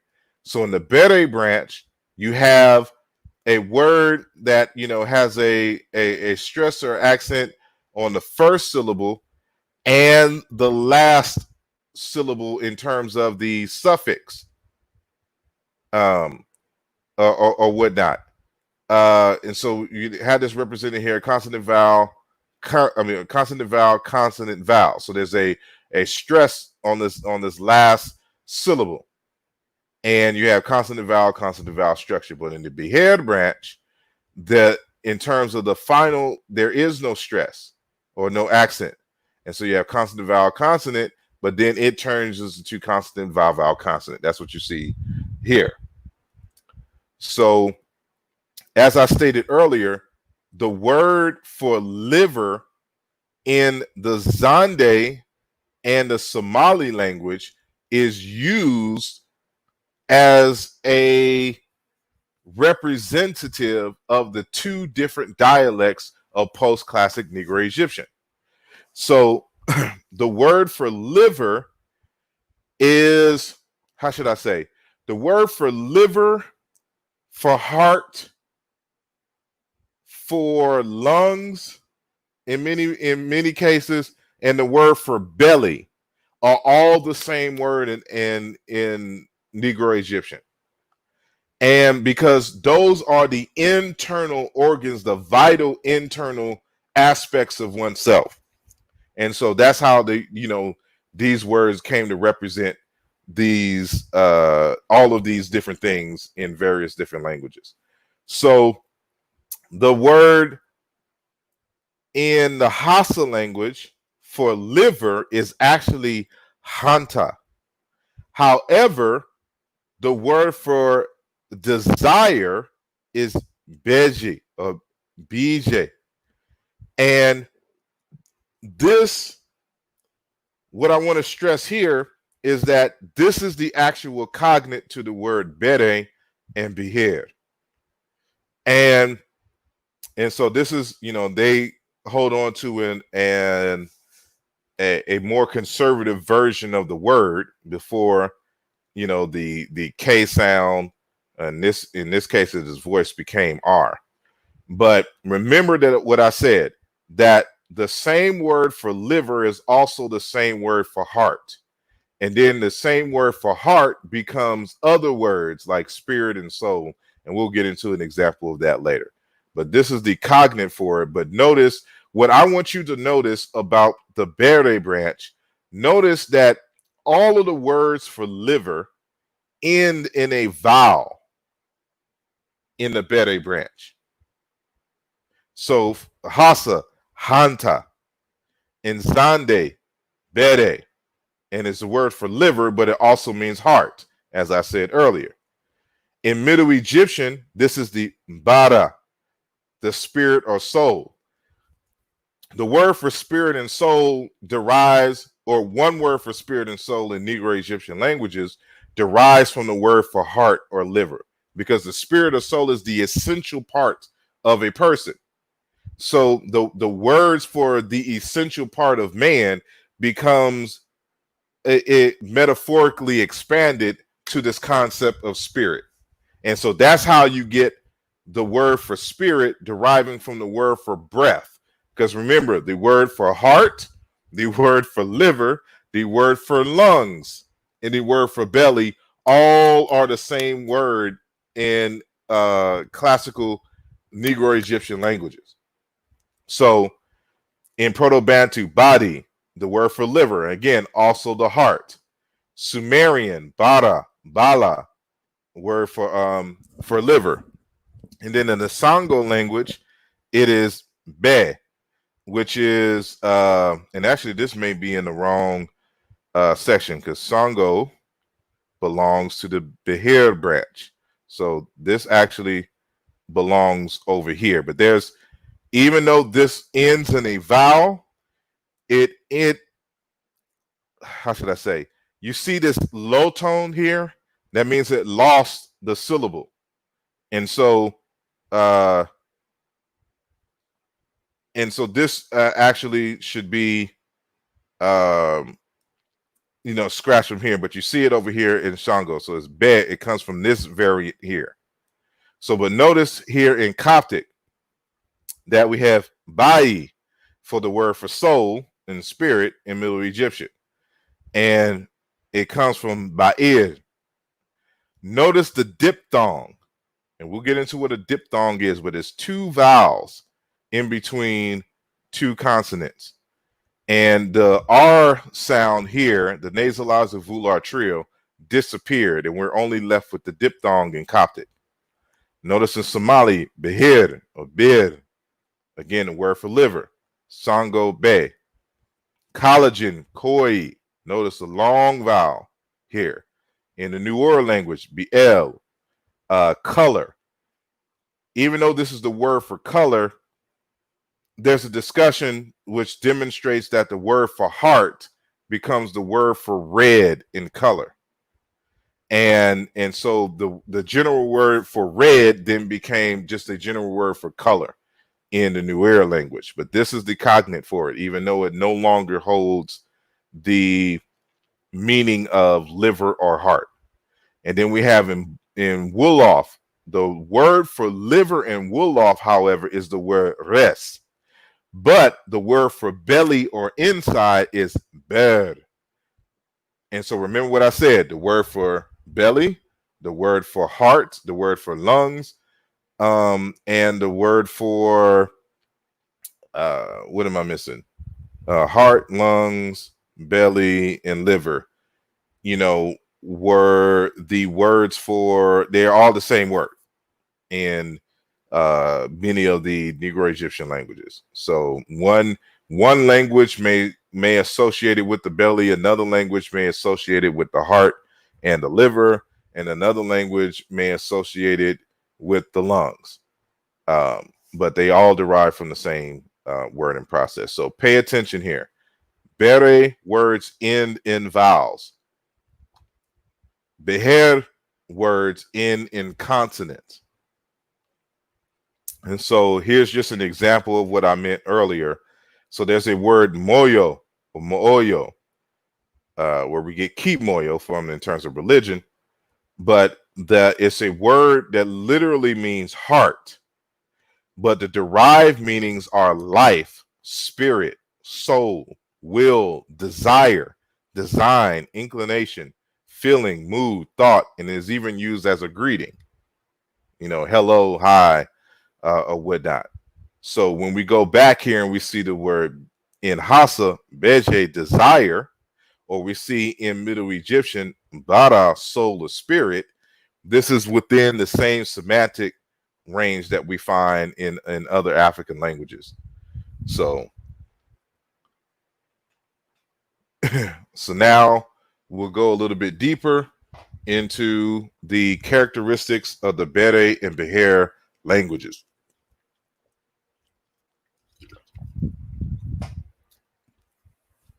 I appreciate y'all for still rocking with me. So, as I stated earlier, the isoglosses that distinguish the Beher from the Bere branches is that the Beher branches, their words are typically final consonants. They have final consonants. And they also have long vowels or diphthongs in the middle position. So if you look at the very word Beher, it is spelt like beer in English, but it is different than the word bere, because bere is consonant vowel, whereas Beher is consonant vowel consonant. So I'm gonna keep drilling this in y'all head this whole conversation. So, the English language is like a Beher language. And you notice that most of the words in English end in consonants.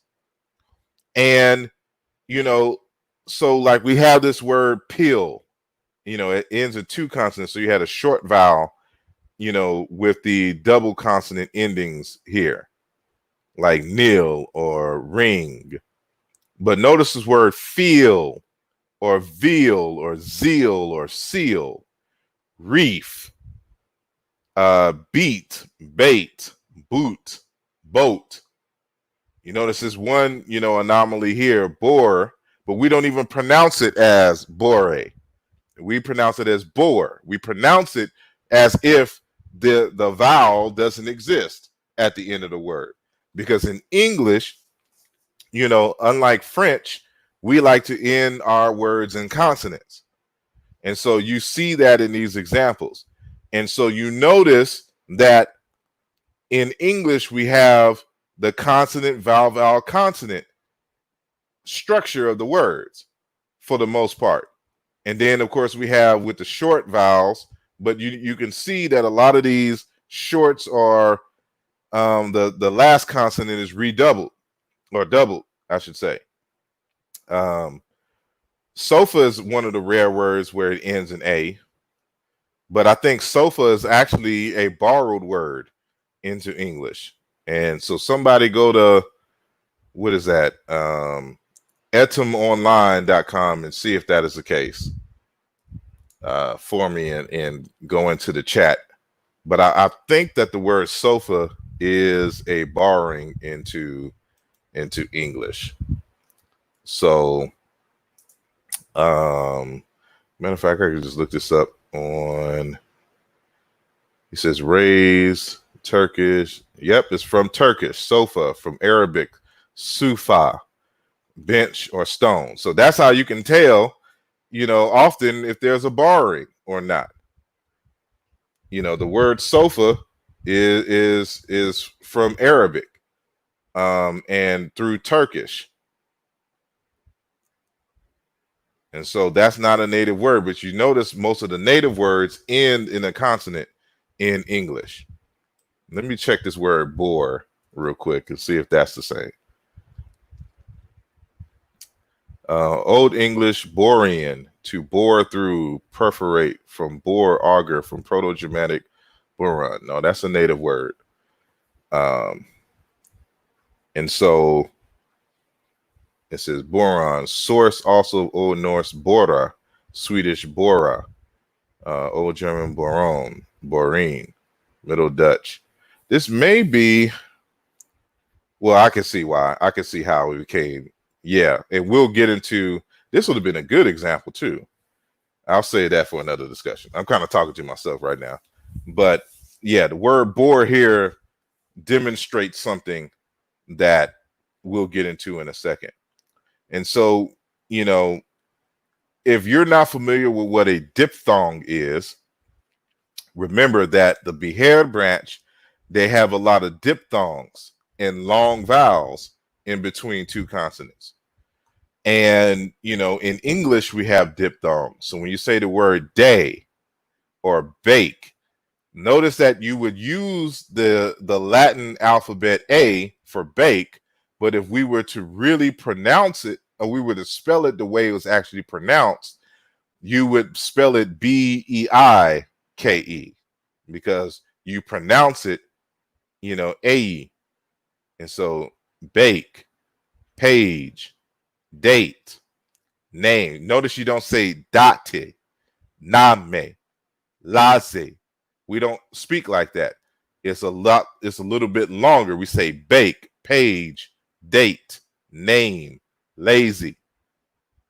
And so boy, noise, point, oil, size, fine. You don't say fine. You say fine, sky, try, tie, eyes. So notice that the way you spell it doesn't necessarily correlate with how it is actually pronounced.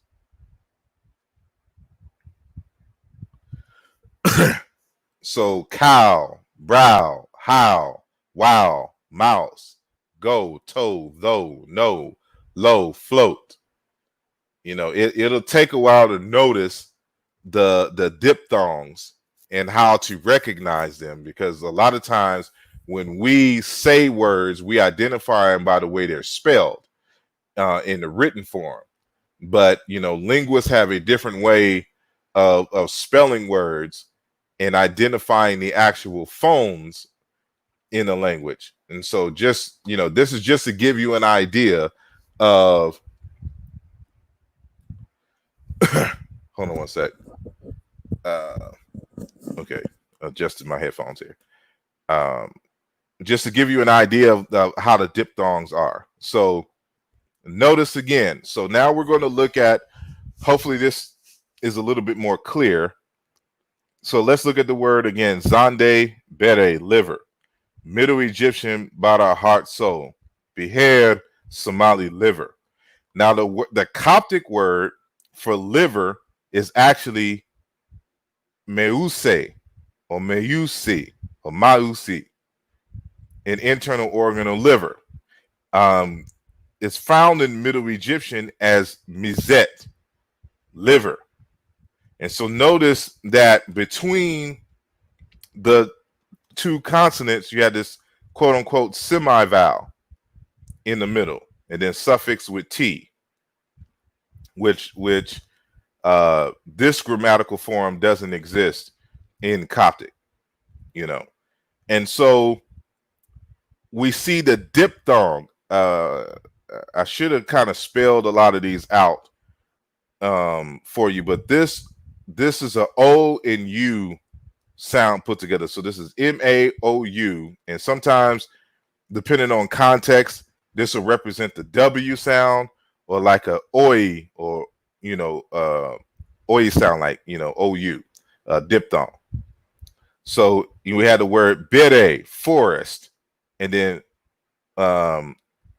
you know, we could say bereta or bula.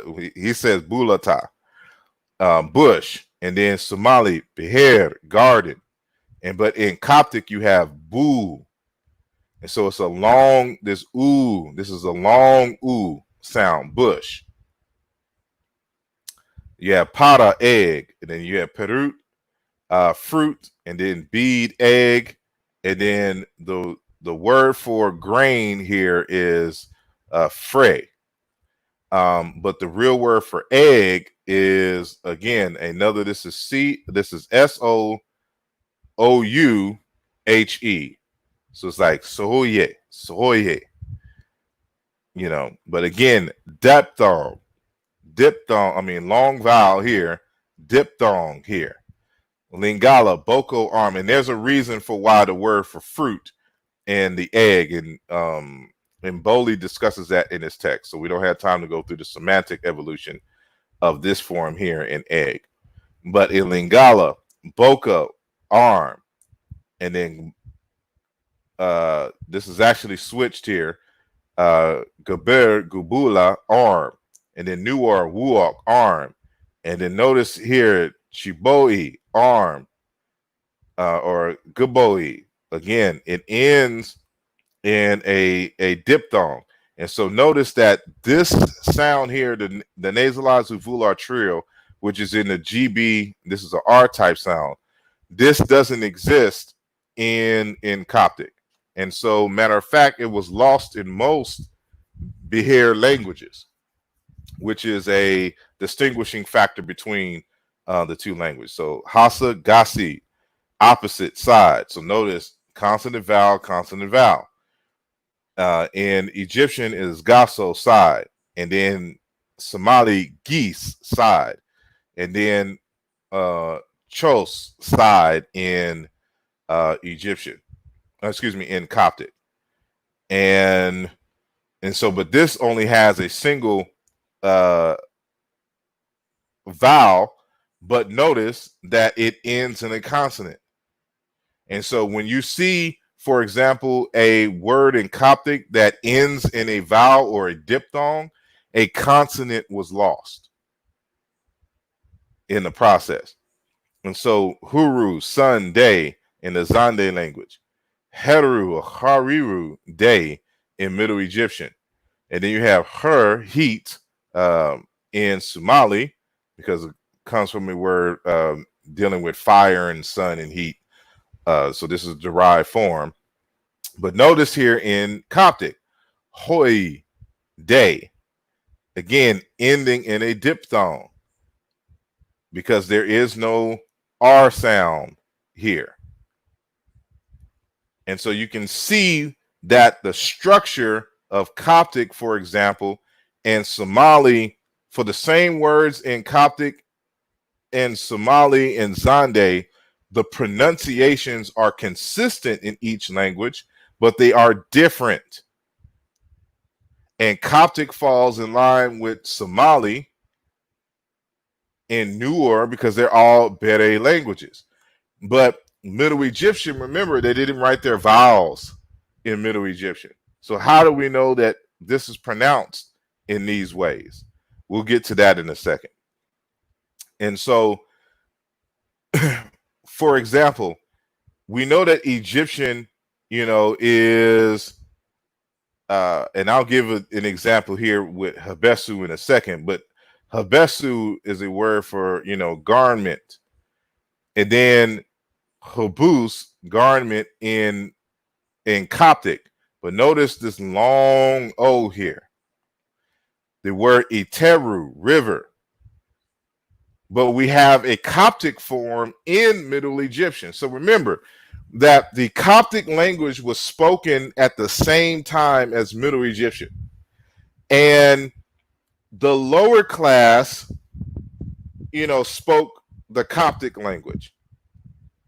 But remember that just because the vast majority of the people are the lower class, the indigenous folks, just like African Americans here in the United States, there are people in the lower caste who rise in the ranks.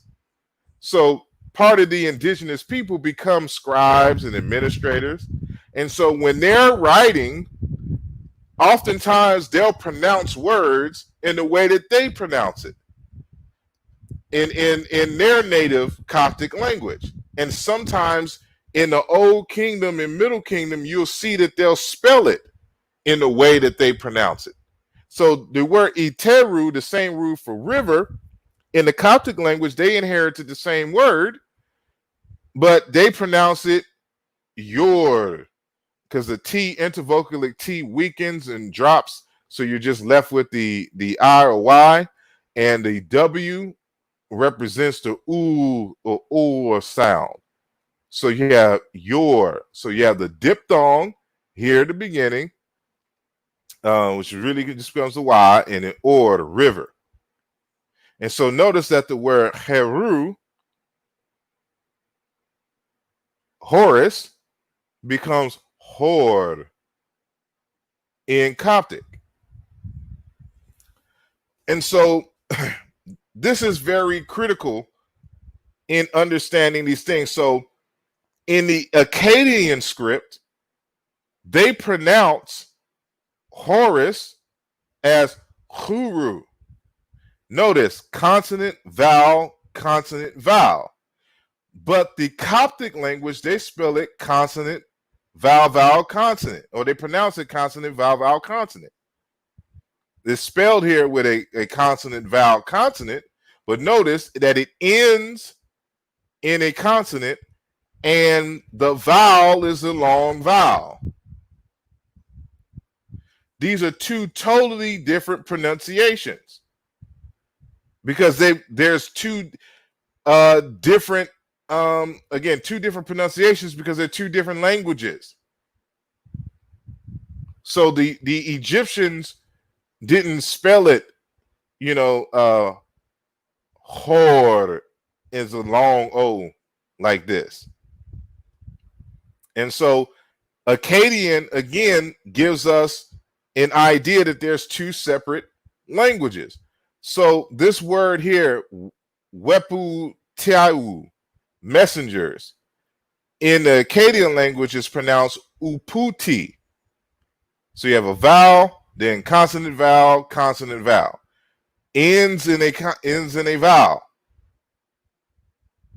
But they also pronounce it uput, long, just how we saw. Notice that this W in here becomes this long U or O, and then it ends in a consonant. And so they have two different ways because they were speaking to two different peoples. Or, or the Egyptians who were writing in the Akkadian pronounce it in two different ways. So I hope you are seeing these differences here, because this is important. And so these are just more examples of, for example, if we look at Wolof and Zande, Wolof again is a Beher language, and Zande is a Bere language. And so for the word for house, Kur, in Wolof is Kira, house. Different pronunciations. The word for neck, Bat or Bat. And then Zande, Goro. Consonant, vowel, but consonant, vowel, consonant. And so let's look at Coptic here. This is the word per, as in, per great, the word for Pharaoh, which is a great house. And so we have here per and pour, but we also have pei, a diphthong. This word for neck, mote, neck, but moot, neck, throat, back, diphthong. Wolof, ear, belly, inside, intestine. And then Zande, vuru, belly. But in Coptic, we have, it's a different word, but it's still a diphthong. But notice that it ends in vowels here. But that's because of another process. These are representative of changed suffixes, consonants that became vowels. But the root is still this over here, what you see here. So you will see it's the same thing. The dominant Coptic is dominated by diphthongs or long vowels. And they end primarily in consonants. Whereas it's the same thing here for Wolof, but it's different in Zande and Middle Egyptian and Hassa, for example. So, but there are times where you can see that the Beher languages will end in a vowel. But you can tell that this is a new evolutionary process that is the result of interactions with Bere languages. So let's look at these words in the Zerma language, which is a Songhai language, the Songhai language, and the Zande language in the Central African Republic. So we had this word kuru, skin. Then we have Zande, poto, skin. Be'eri, big. Word, to be big. This is actually, I think, should be Egyptian. Ori, good, beautiful. Mberi, good, sweet. Notice that, well, you can say, well, they end in vowels. Shouldn't they be a better language? No. Again, this is a new evolutionary process. What gives it away in terms of Zerma is these long vowels here in the center. So this informs us that this is not a Bere branch. This is a Beher branch, whereas Zande stays true to form. So this word to'oru, this is the root to the word netcher. So it has it in the Zerma language. It's an idol. In Zande, it's toro, ghost. In the Akan language, is intoro, or toro. And so you gotta know these things, and I'm gonna keep re-emphasizing these things so that y'all, when y'all are reading these texts, y'all can catch it. And so again, one of the reasons why the Egyptologists and the linguists dealing with Egyptian have missed all of this is because they've been using the Greenberg mass comparative method. And it's only when you do the historical comparative method that you can discover these things, because they're being lazy, they weren't being detailed. And when you're doing this kind of work, you have to be very detailed and critical. And so it seems mundane, it seems like it's boring, it doesn't mean much, but it means a lot, especially when we're talking about the history of African people. And so again, this is just another example of Coptic and the long, consonant, vowel, consonant structure uh, in the particular language. So here are some of the characteristics that make Coptic a separate language. Just a few arguments. So we already seen that, one of the primary ways to tell a Bere branch language versus the Beher branch language in the Negro-Egyptian modality is in the Bere branch. It is consonant vowel primarily for its words in terms of the word shape and structure. But in the Beher branch, it is consonant vowel consonant. And those two vowels can either be a diphthong or a long vowel. And the words end primarily in consonants.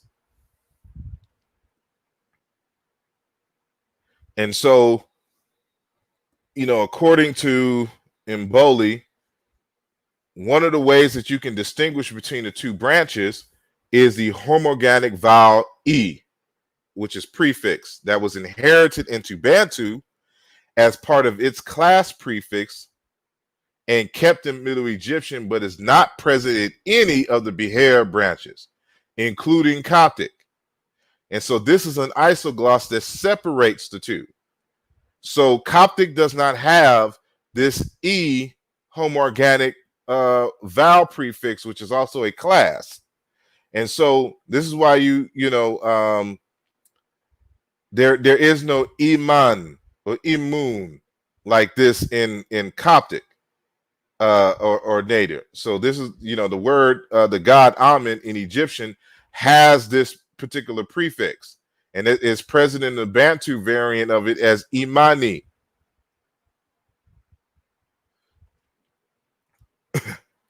And so this is a linguistic factor, and I should give some more examples, of this in the other languages. But as I stated before, another characteristic is that Coptic has also lost track of the nasalized uvular trio, which is this symbol here, which is transliterated like this in the writing, in modern writing, after vowel lengthening or a diphthongization of the preceding vowel. For example, Middle Egyptian bara, soul, spirit, Coptic bai, soul, Fulani ingbilu. So remember, Fulani is a Beher language. It ends in a vowel here, but this is because of some other processes. But it betrays itself by this long E or E, Belu. And then Angashua, El, Kikongo, Bindo.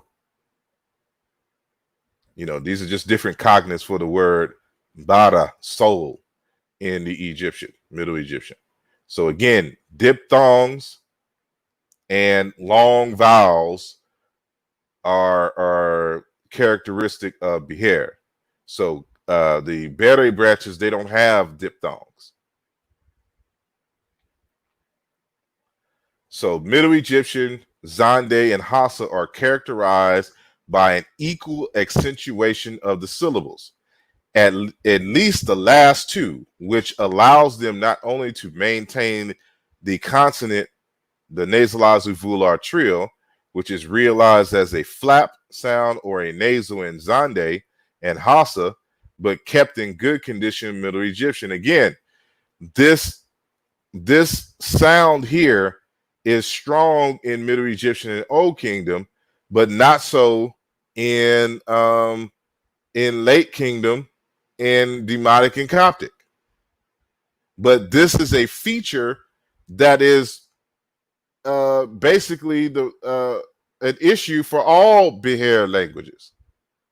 So this is how we know it's not an innovation in Coptic, because all of the other Behair languages, have this same characteristic.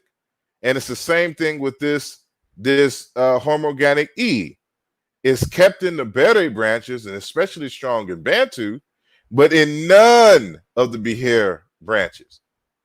So a good test would be to show all of the E words and compare it to Coptic, and then compare it to cognates in Bantu, and then in the Behair, other Behair branch languages. That will show the truth of this particular issue right here. So okay, so I can hold on, I skipped one. And so here's another characteristic that distinguishes the Bere branch and the Behair branch. Is in Middle Egyptian, which is a Bere language, there is an absence of words beginning with a vowel, because the primary function is, or the primary form of the words are consonant, vowel, not vowel, consonant, or and they don't primarily deal with vowel prefixes like that, and so if the vowel consonant syllables existed in Middle Egyptian, we should have expected Middle Egyptian words beginning with the 1-stroke, the 2-stroke, or the 3-stroke signs, the Z signs, and there are none. And so this is actually a separate argument. And so in Mboli 2010, he makes the argument that the stroke signs, and this is really only going to be kind of relevant to those of us who actually read the Meta Nature script and know kind of what I'm talking about here. So you know that there are some words that end with the single stroke, the double strokes, or the triple strokes. And what he's arguing is that those actually indicate vowels. And because of their placement, it demonstrates the consonant vowel structure, of the words. And if the words began with vowels primarily in the Middle Egyptian, then we would expect in those instances where the strokes represent vowels that you would see them at the beginning of words, and you don't do that, or we don't see that. So in his upcoming text, he said that he is, and this is based on the personal communication, that he's really expanding on that theme and concept. And so so we'll see more of that. So that's essentially kind of his modern argument. And so, I don't have too many examples of that, but that's his argument. So I just wanted to put it out there. But this fact, joined to the absence of any monoliteral sign having a vowel consonant value in the hieroglyphic sign repertoire, actually excludes Middle Egyptian and Old Kingdom from being a Behair language. And this is important. So we get a glimpse of that when we look again at this nasalized uvular trill. Remember, Coptic doesn't have this phoneme, and many of the Behair branches no longer had that at the post-classic stage. So what he says here in terms of Middle Egyptian and nasalized uvular trill, this must correspond to remember, this is a type of R sound, R-A, and not A-R. Otherwise, we would not understand its role at the initial position of a word. For example, Ra, bird, and then Rahata, field, Rawa, long, etc., which corresponds to Sango, Hu, bird, Yaha, Hiaka, field, Yo, or hill, belong, etc. So you would kind of have to understand like this is from page 238 of his work, where he's showing the correspondences of the how should I say, of the nasalized volar trill and its correspondences with these other, African languages. And so we notice that when it corresponds to these other African languages, that it is, first of all, is lost in Coptic for the most part. And but one could argue that it is, this O is transferred into this O or W in terms of that it was reduced to a vowel or a semi-vowel. But you notice, like in Shango, Zande, Hausa, and Somali, they all correspond with and this, initially was an H, which became palatalized into Y. And so, and this word chomp means field in French. And so you see these forms here, they're all consonants. They all begin with consonants. And so this would cause some problems, So we know that the hieroglyphic signs, remember that Middle Egyptian, Old Kingdom, that the hieroglyphs does not record the vowels. All of the glyphs represent consonants. And so how they came up with the consonant values for each one of these hieroglyphic signs is that they took the first consonant, they took the first sound of the word that represented these consonants, and that became the consonant used. And so we can see these correspondences in the Sango language here on the right hand side. And you notice that they're consonant vowel in Sango. And so this says a lot that it couldn't have been a vowel consonant. Why? Because if they were vowel consonant, then all of these symbols will represent vowels, because that's the first sound that corresponds to these particular words for the hieroglyphs.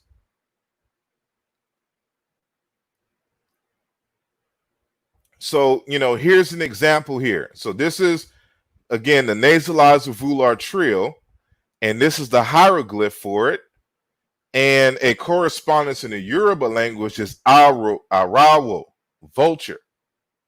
But in Yoruba, they have this, but this is a class prefix. This isn't part of the word per se of the which would be equivalent to the sign. And so this is why we have over here these other correspondences.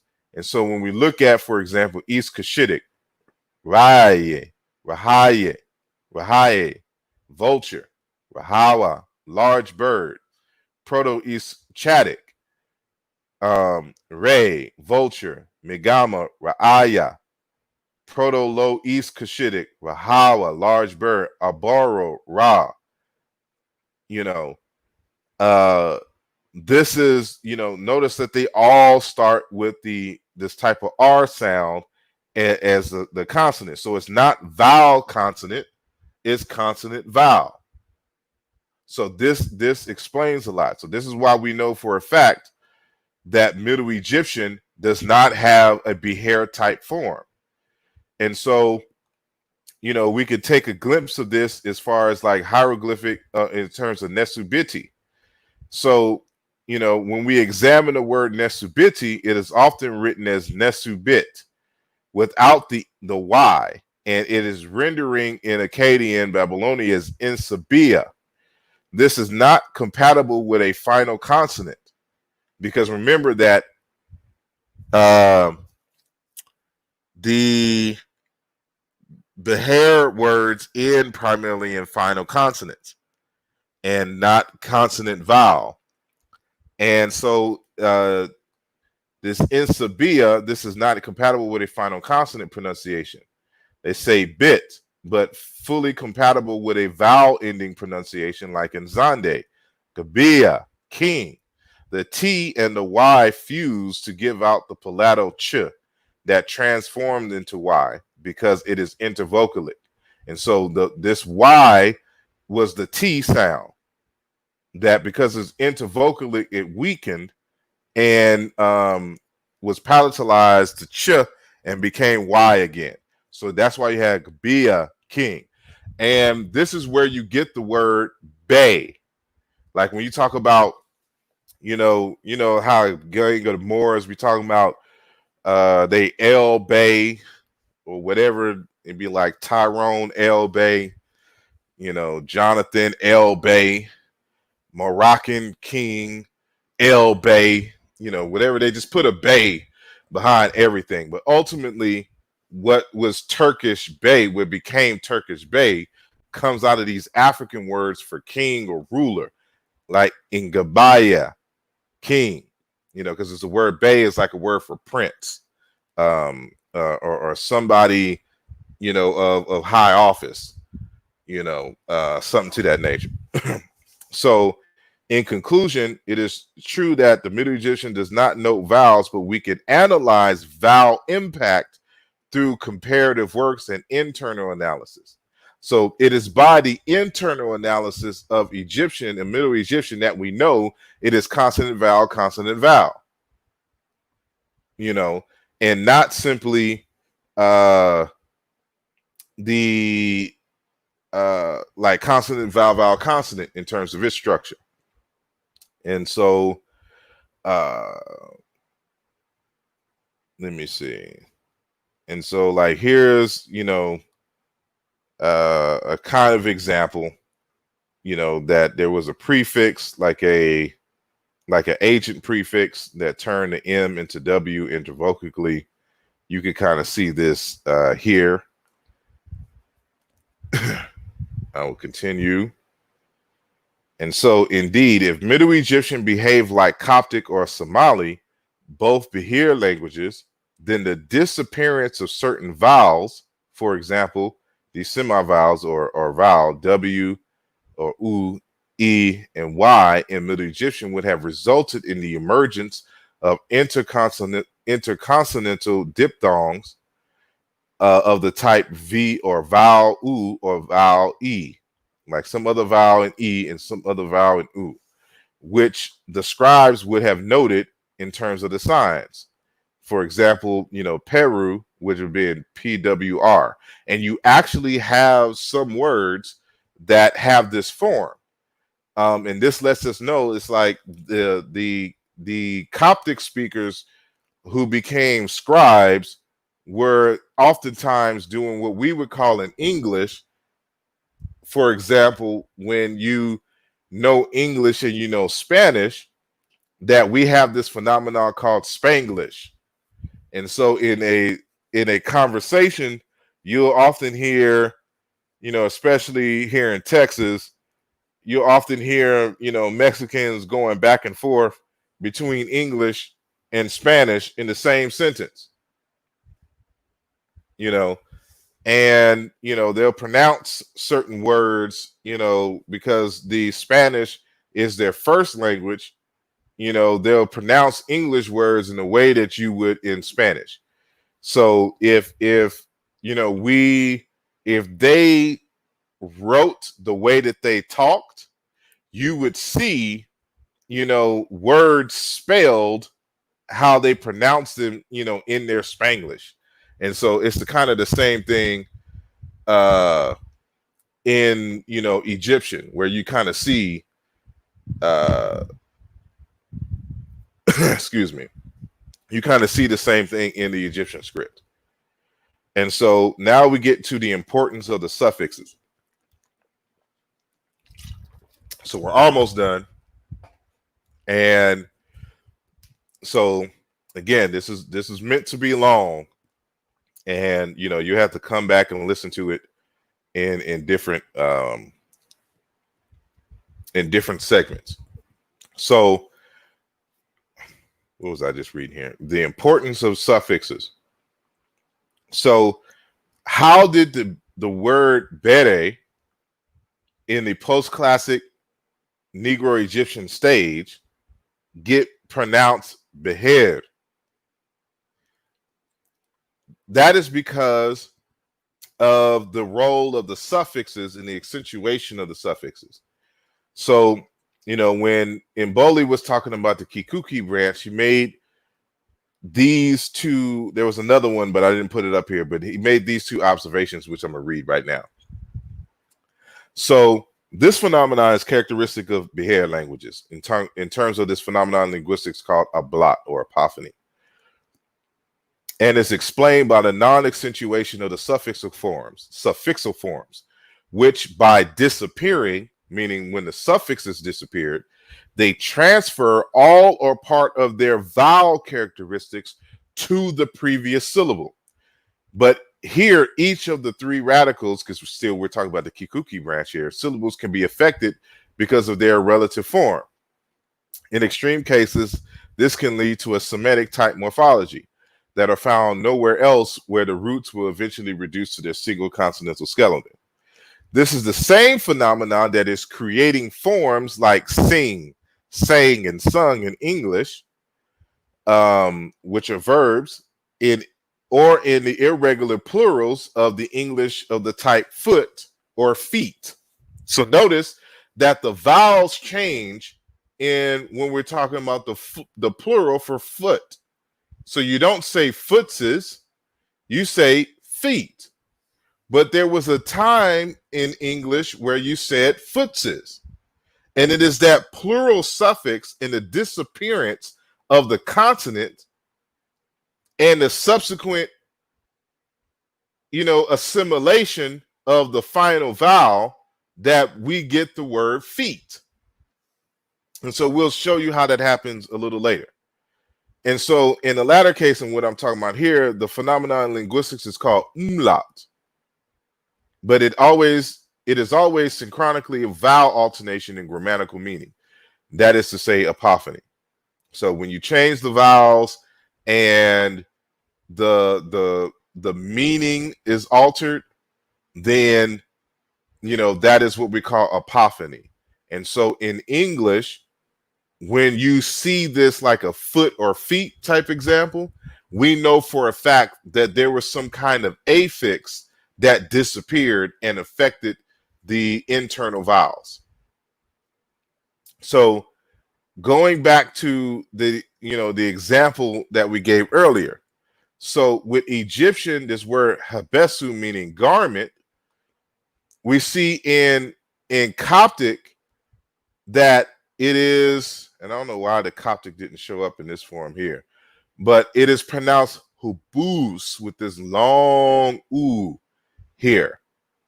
And so we note that the W in habesu, which is this form right here, is from this form ru, vocalized to u at the time of Middle Egyptian. This gives us something like habesu. Whereas Coptic, again, they lost the nasalized volar trill, but lengthened and colored the middle vowel to iu or u. So because of the loss of this grammatical feature here, the internal vowel became a long vowel. And this is essentially what, happened in all of these spaces here. And so here's an example in the Somali language for this word bi'il, community. The protoform is reconstructed to baki, kia, because this is a feminine form. So we have this root baki, and then we have this suffix kia, which is the feminine word. It's a literal word meaning, woman, that became grammaticalized. And so the Somali language lost this feature, but we can tell its presence still based on comparative data. And this is how we can tell the stages. So notice that this root, baki, kia, consonant, vowel, consonant, vowel, consonant, vowel, vowel. Because the K sound is intervocalic between the A and the E sound, it weakens to the nasalized vouloir or R sound. So it's barikia. Then it becomes, the R becomes L. And then because this kia, it also reduced to T. So it palatalized into T. So Bali Ta. So this is the same feature that happened in Egyptian. So you have Kia, which became the feminine T suffix, but it was Ta. And so the Bali Ta, then this, because Somali became is a Behir language, they don't like to end their words in vowels. So they switched. It's a process we call metathesis.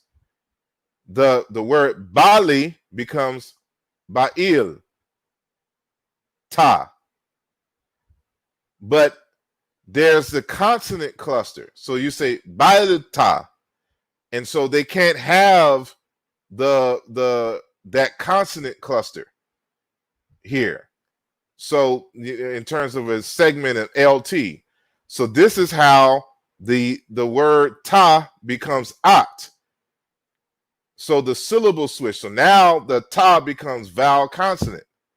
So this AI now, because it's not a true diphthong, it's a process of assimilation. And so the A followed by the E sound now becomes E.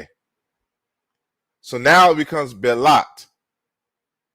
And so again, the metathesis of ta to at. And so the final T drops. And then you have bella. But remember that because Somali is a Behir language, it can't end in a vowel. So the same process happens again. The A it ultimately becomes 0, but it causes this E here to elongate. And so that's how you get Bil, community, from Bakikia. So I hope this is making sense if you can follow this evolution here. And so we can conclude from this evolutionary sequence that the Negro-Egyptian suffix of the feminine was not accentuated in Proto-Somali, and that this peculiarity is specific to Behir languages. The distinction between Bere and Behir languages that we made on purely phonological criteria is thus confirmed by this first study of the comparative grammar. This is all explained by the fact that Behir languages, the accent never fell on the last syllable of the word, while the Bere languages behaved contrary.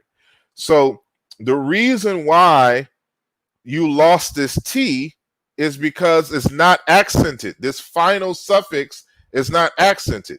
So unaccented syllables are easy to lose in a language. And so this is something that, you have to keep in mind. So it no longer, it lost the strong consonant. It was left with the vowel. And then the vowel had to disappear because, we can't end in Behir languages, we can't end in vowels. And so that loss elongated the E. And that's why we got Be'il. And so this is how we got the word Behir and all other forms just like that in the same process.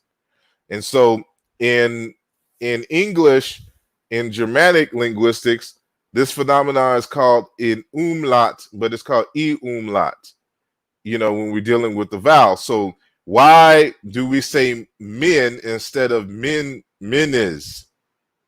Or teeth instead of toothes, or geese instead of gooses, or lice instead of louses, or mice instead of mooses or mouses.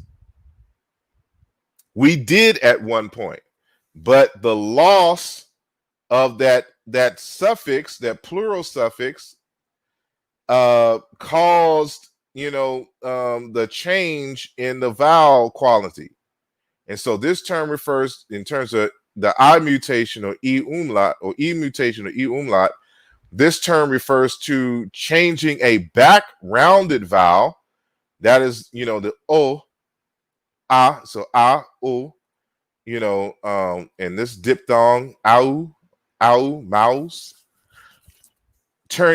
refers to changing the back rounded vowel, O or U, to corresponding front rounded vowels, oi or yi, in anticipation of a front vowel, E or A, in the next syllable.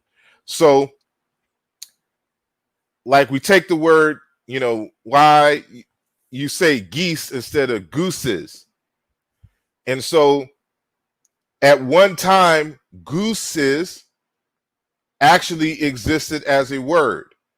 And so the loss of the S changed the long U or O into OE by umlaut in terms of the plural. So you had goosi. The E after the final consonant forced the OE to change to E. So that's how we say, instead of gooses, we say geese, long E's. So the final E goes silent.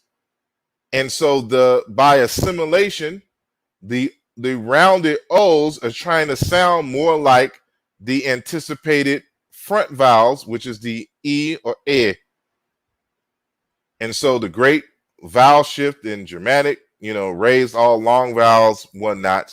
So we say goose instead of goose, or gooses, we say gooses. And, and so we have geese as the final vowel.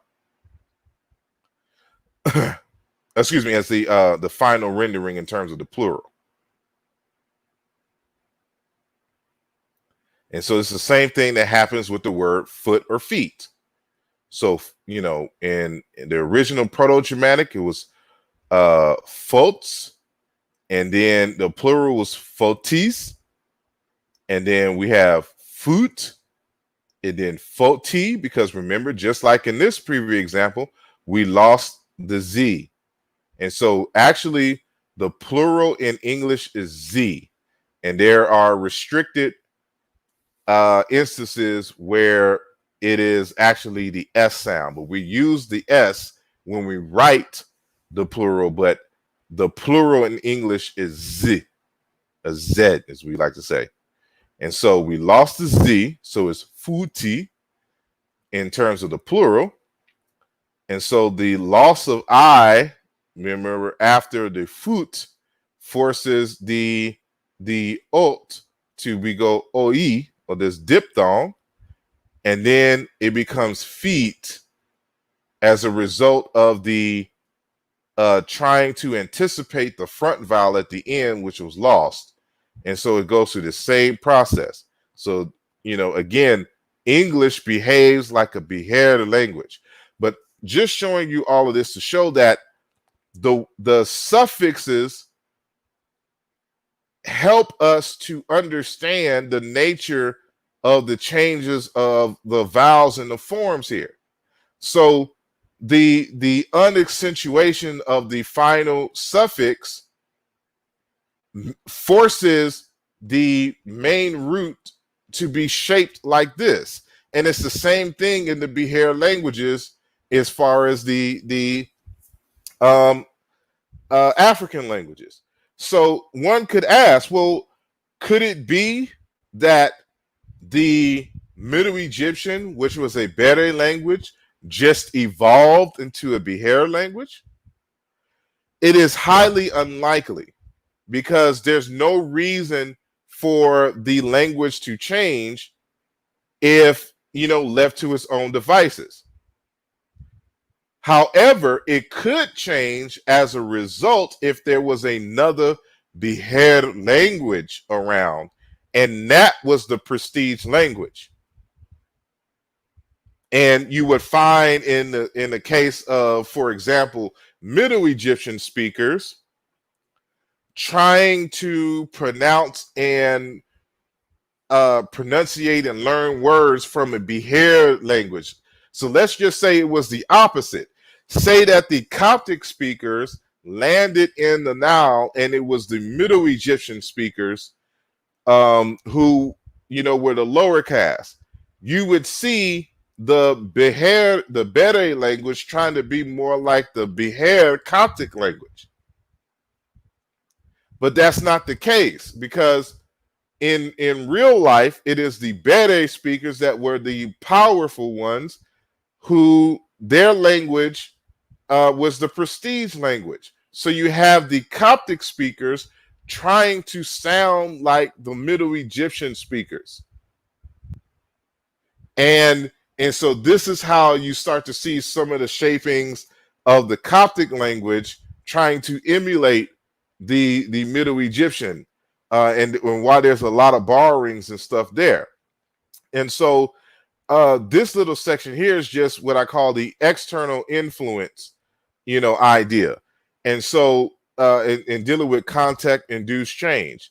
And so if you know anything about the Germanic languages also evolved from a context situation. And so as I asked the question here, which I just asked, is could the differences between Coptic and Middle Egyptian simply be explained by natural evolution of language change? Is there evidence of early dialects or another language present in Old Kingdom and Middle Egyptian literature that would support our thesis? And so, I'm giving you this idea here, and, you really have to purchase this book and read it, because it is very dense in terms of information, but it provides you an example that you can go back and test with Middle Egyptian and Coptic. And so with this book here, written by Peter Shriver, is called Language, Contact, and the Origins of the Germanic Languages. And so on page 197, he kind of summarizes and says that the Germanic is a separate branch of Indo-European that arose as a result of contact between Balto-Finnic, more particularly probably as a result of Indo-European Finno-Samic bilingualism, and a subsequent switch to the Indo-European, which as a result became Germanic. And so what this text tells you is that there is a separate language family in what is now modern Europe that they call the Finno-Samic. And when some unknown branch of Indo-European traveled along the lines of the Finno-Samic people, and more specifically the Balto-Finnic people, that how should I say, what would eventually become Proto-Germanic, those proto-speakers were the prestige and powerful people. They were the people of influence and, of tutorship for the Balto-Finnic people. Because the Balto-Finnic people, the argument is that they were still mainly hunter-gatherers in this region. Now, the Indo-European speakers who moved in this direction were farmers. And because they had a different and more prestigious lifestyle, they influenced the Balto-Finnic speakers in a way that the Balto-Finnic speakers adopted the Indo-European language, but they kept their certain grammatical and pronunciations and phonology of the Balto-Finnic language, this unknown language because of so long ago before written history. And it is that interaction between those two, because there was bilingualism going on, and then the adoption of Proto-Indo-European that evolved into Proto-Germanic and Germanic itself.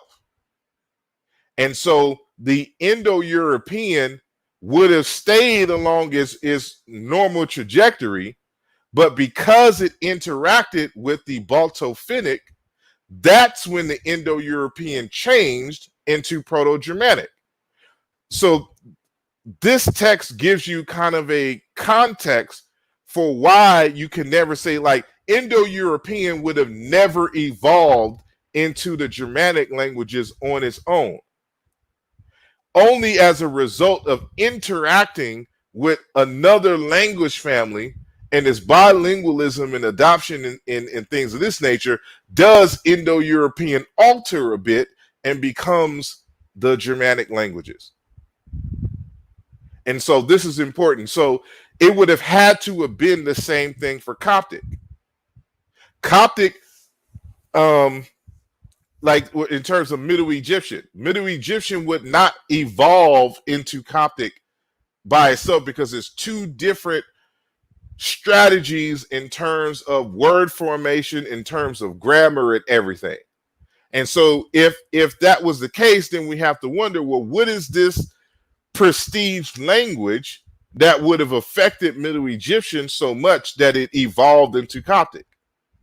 And there's no history to support such a thing. And so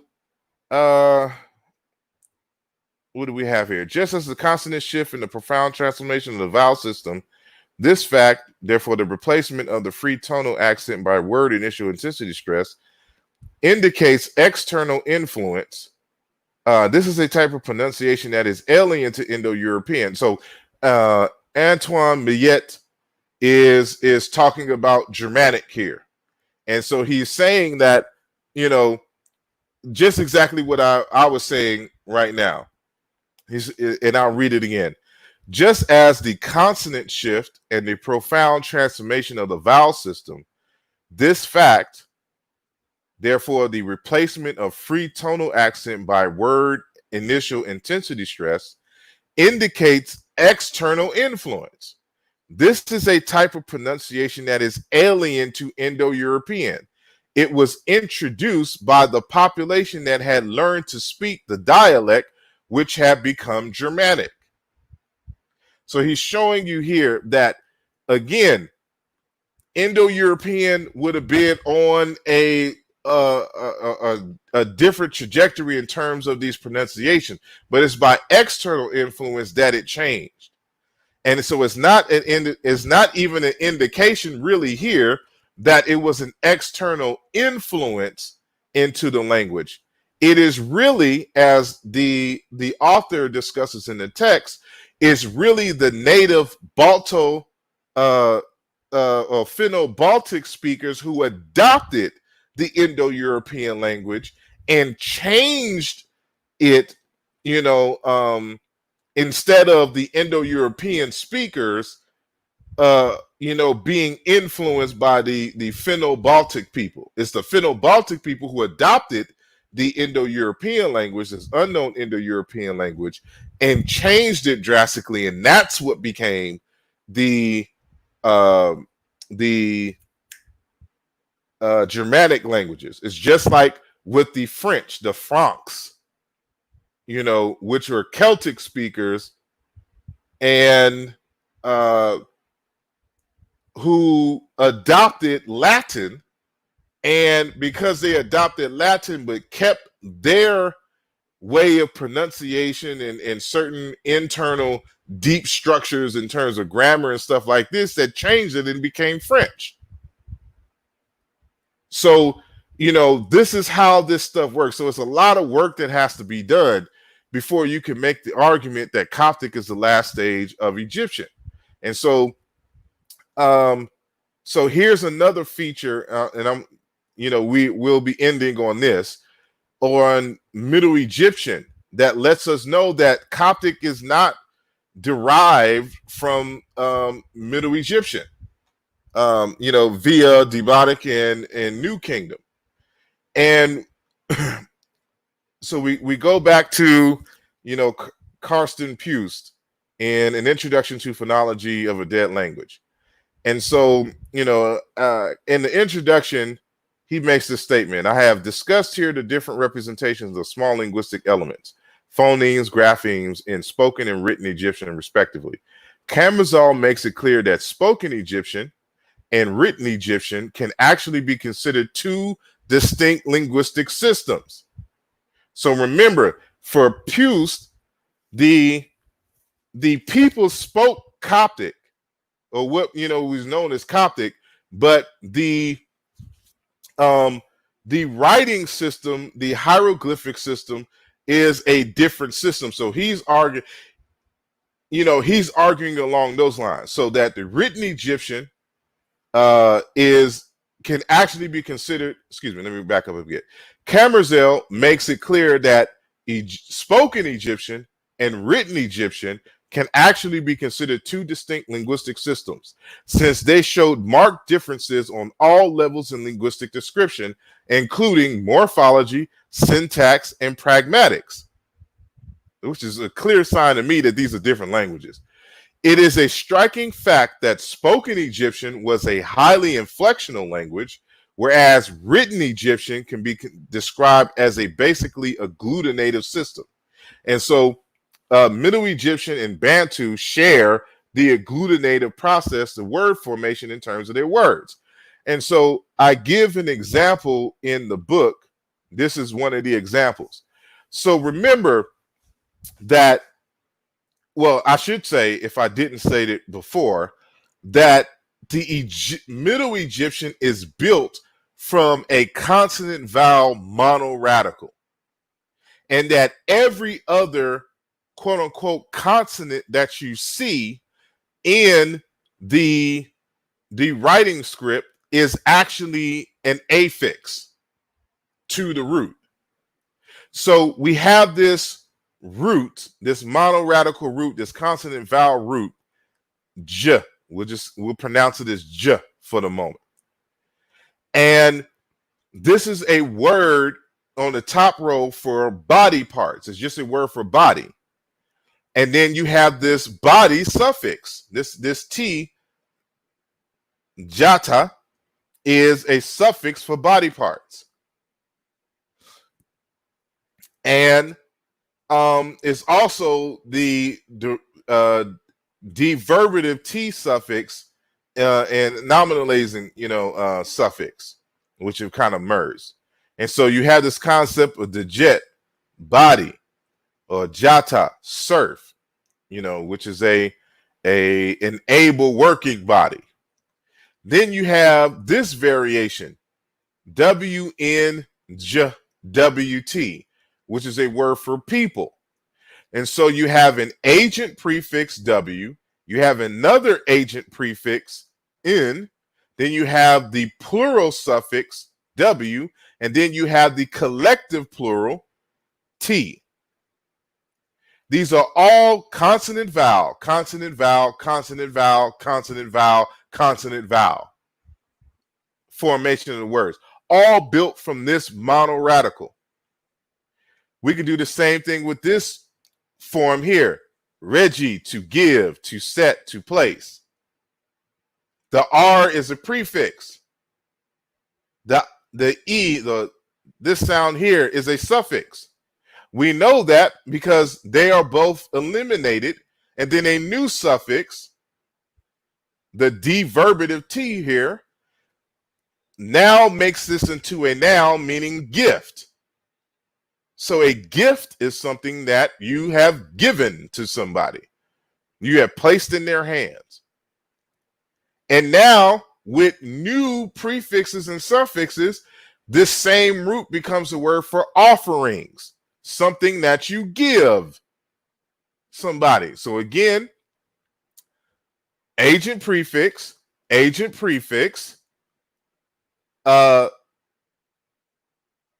there's a plural suffix W, and this other W here is the abstract. So it serves as a replacement for this T in terms of offerings. Coptic does not build its words. There's no reason for Middle Egyptian to stop forming its words like this. It will continue to do it until the Middle Egyptian speakers adopt another language and adopt a different grammar. This is a totally different word developing process in Middle Egyptian than exists in Coptic. Two separate ways of doing this. Same thing here. There's another agent prefix or verbal prefix, j, to burn, to roast. That is dropped, and this suffix here nominalizes it to a fire drill. Same root, same word. This does not exist in Coptic. And if you see words like this that exist in Coptic, this is how you know they borrowed it from Middle Egyptian, because you cannot break it down in Coptic the way that you can in Middle Egyptian.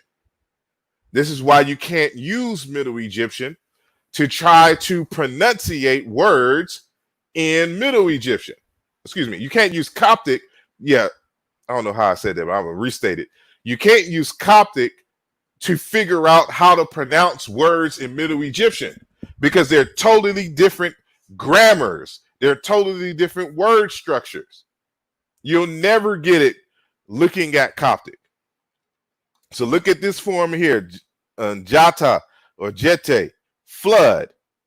The T is dropped, a W prefix, an agent prefix is put in front of it. So now it's a body of water. And then you have this verbal suffix here, meaning to flood, that makes it to flood. And then it is suffixed with the abstract W here. So now it means flood. So check out this other formation here in this word canal. See a different suffix here. So you can see that this root, this monosyllabic root, is the foundation for, and these are different words here. I'm not saying that all of these are the same words. I'm just using this as this one sign here as an example. So when we're talking about cattle, it's built from a monosyllabic root. How can we tell?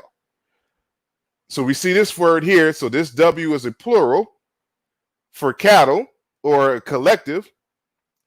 And then you have this other agent prefix that changes it to goats. And then you have this other format here for cattle and herd. And so when you understand what I'm saying here, this is a totally different language than Coptic. You'll be hard pressed. Anybody who is listening to this and can read Coptic, show me where you have this agglutinative word structure in Coptic. It doesn't exist. And you will find this in Bere languages, not in Beher languages.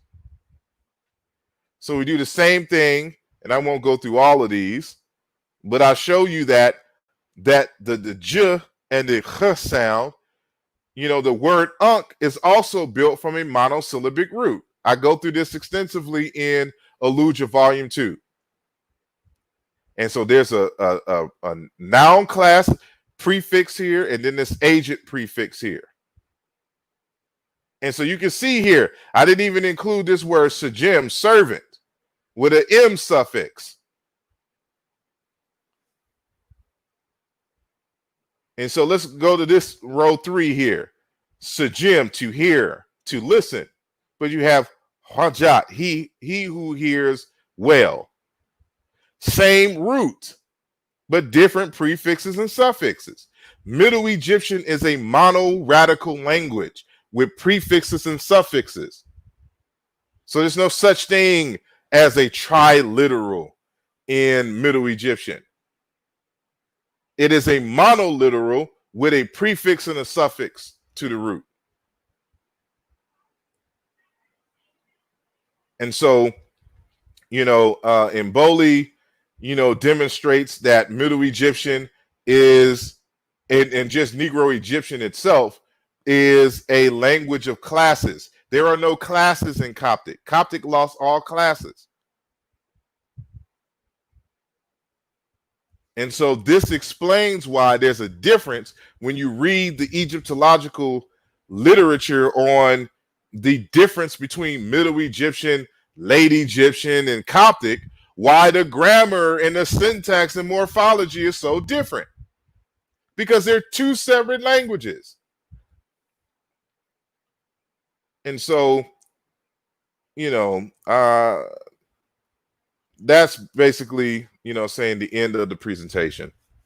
So 1, 2, 3, basically ended 3 hours and 10 minutes. So again, this is something that you're going to have to go back through and listen and look at the pause the screens and and examine, look at the difference of the words. And so again, I go into more detail and show you examples in Aaluja Volume 2 and in the Towards a Comparative Dictionary of Chicam in Modern African Languages text. But hopefully all of this helps you to understand the difference between and this is just on the vocabulary and the word structures between Middle Egyptian and Coptic. And so with that said, I will stop sharing my screen. So if I'll take a few questions if any of y'all have them. Otherwise I will end this because it's already been 3 hours. Again, this is a full class, and so it's intended for anyone to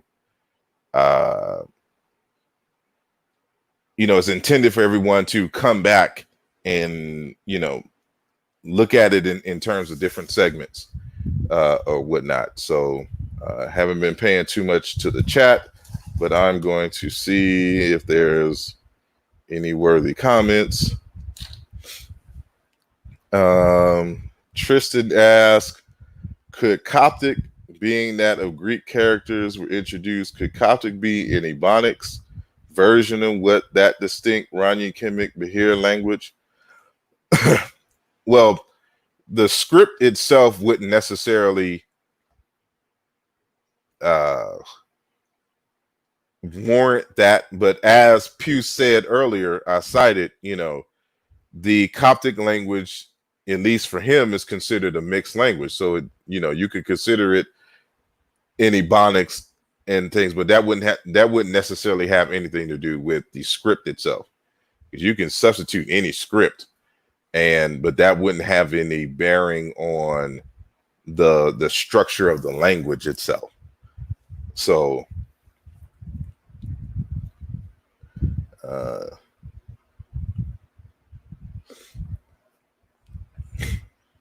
let me see.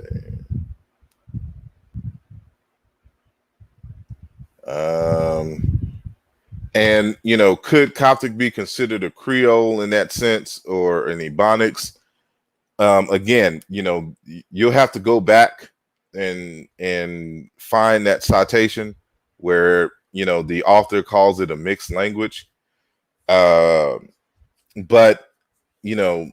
from Mboli's standpoint, that Coptic, it borrowed a lot from neighboring languages, and especially from Mid-Eastern and Greek. But its structure, it behaves like the typical Bahir language.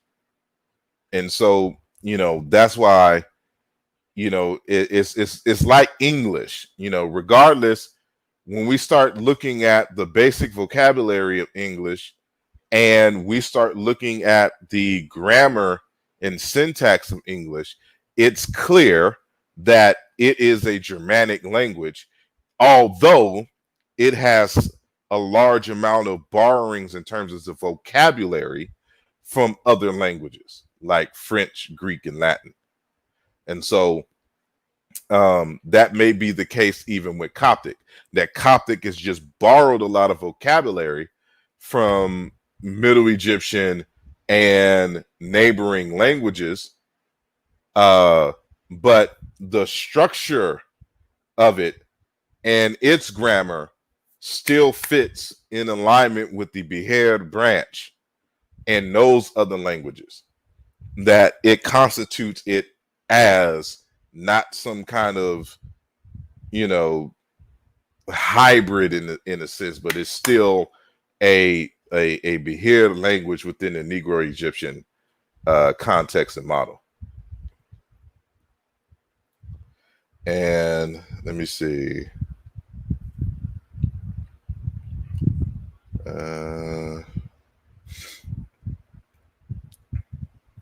Any thoughts on changing the name of Coptic? People hear Coptic and they think it's near with Greek script being new instead of a continuation from Lower Egyptian language. No, there's no reason to change, you know, Coptic, the word for it. You know, it's just more so if one is going under the model of Mboli, understanding that Coptic is just a separate language. It's just like, as I stated earlier, with French and English. The French came and invaded the British Isle. The dominant language at the time that they were ruling was French. And so the writing was French. The prestige language, the language of learning, was French. So everyone had to learn French if they were to be of importance in that society. So you had bilingual English and French speakers. But once the French were kicked out, the native language of English became the prestige language. So now they're writing and doing everything in English. And so, but French is still a related language to English. They just belong to two separate branches of Indo-European. So you have the Germanic branch on this one end, and then you have the Romance languages on the other one, coming out of Latin. Two separate branches, all in terms of its speakers, who all lived in one area, the British Isles. And because they were in contact with each other for a good, a few hundred years, you have this influence of French, not only in terms of vocabulary, but in terms of pronunciation. And we've even adopted some grammar from French and Latin. We borrowed some of their grammar. And so we have to keep, that in mind. So that's what we're arguing essentially, happened in the Nile Valley. The Old Kingdom, Middle Kingdom speakers, the Middle Egyptian language speakers, they were the invaders. They invaded the native folks who lived there already.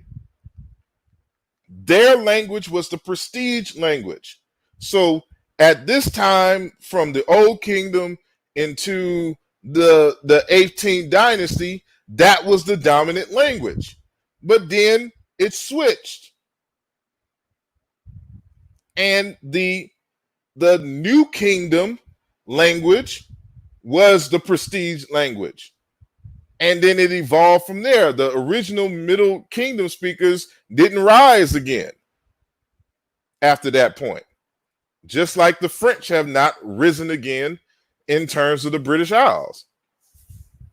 So we have to keep that in mind.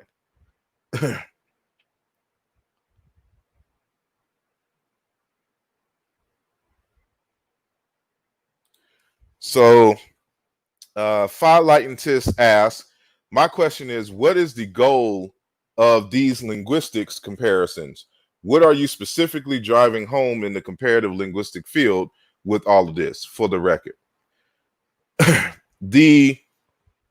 The goal, simply, first and foremost, is to better understand ancient Egyptian language and culture. So it's from that initial inquiry that this becomes important.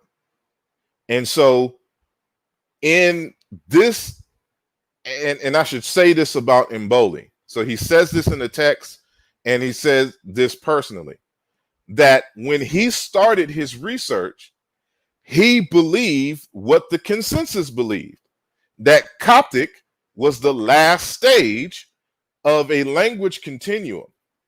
But as a result of the rigorous comparative method and actually doing the work, he hesitantly had to go with his evidence that demonstrated that Middle Egyptian was a totally separate branch than Coptic. So this all comes as a result of some very detailed work. And so what I did here does not do justice to the, remember, Mboli's book is 630 pages long in terms of analysis. So, you know, what I gave you in these 3 hours was nothing. You know, there's a lot of other stuff that you have to consider, but I tried to break it down at least this simply so you at least understand the fundamentals of the argument. And so this lets us know a little bit about the history of ancient Egypt. So you know a lot of history when you start studying languages in terms of their thought process, their inner logic, their motivations behind certain ways of expression in terms of religion, you know, culture, motifs. All of that is, you know, dealing with the study of languages. And so this, you know, is really groundbreaking in terms of understanding ancient Egyptian. And so this was just a byproduct of just simply trying to understand the relationship between Egyptian and modern African languages. That's all it was. So, you know, we do this for a number of reasons. Some just out of pure academic inquiry, some to demonstrate, if there's any demonstrable evidence, that there's a historical relationship. So we're trying to reconstruct African history. And so you reconstruct it by use of archaeology, by use of DNA, by linguistics, and you try to use all of that to kind of paint a general picture of the origins and the movements of African people throughout time. And so linguistics is just one of those tools.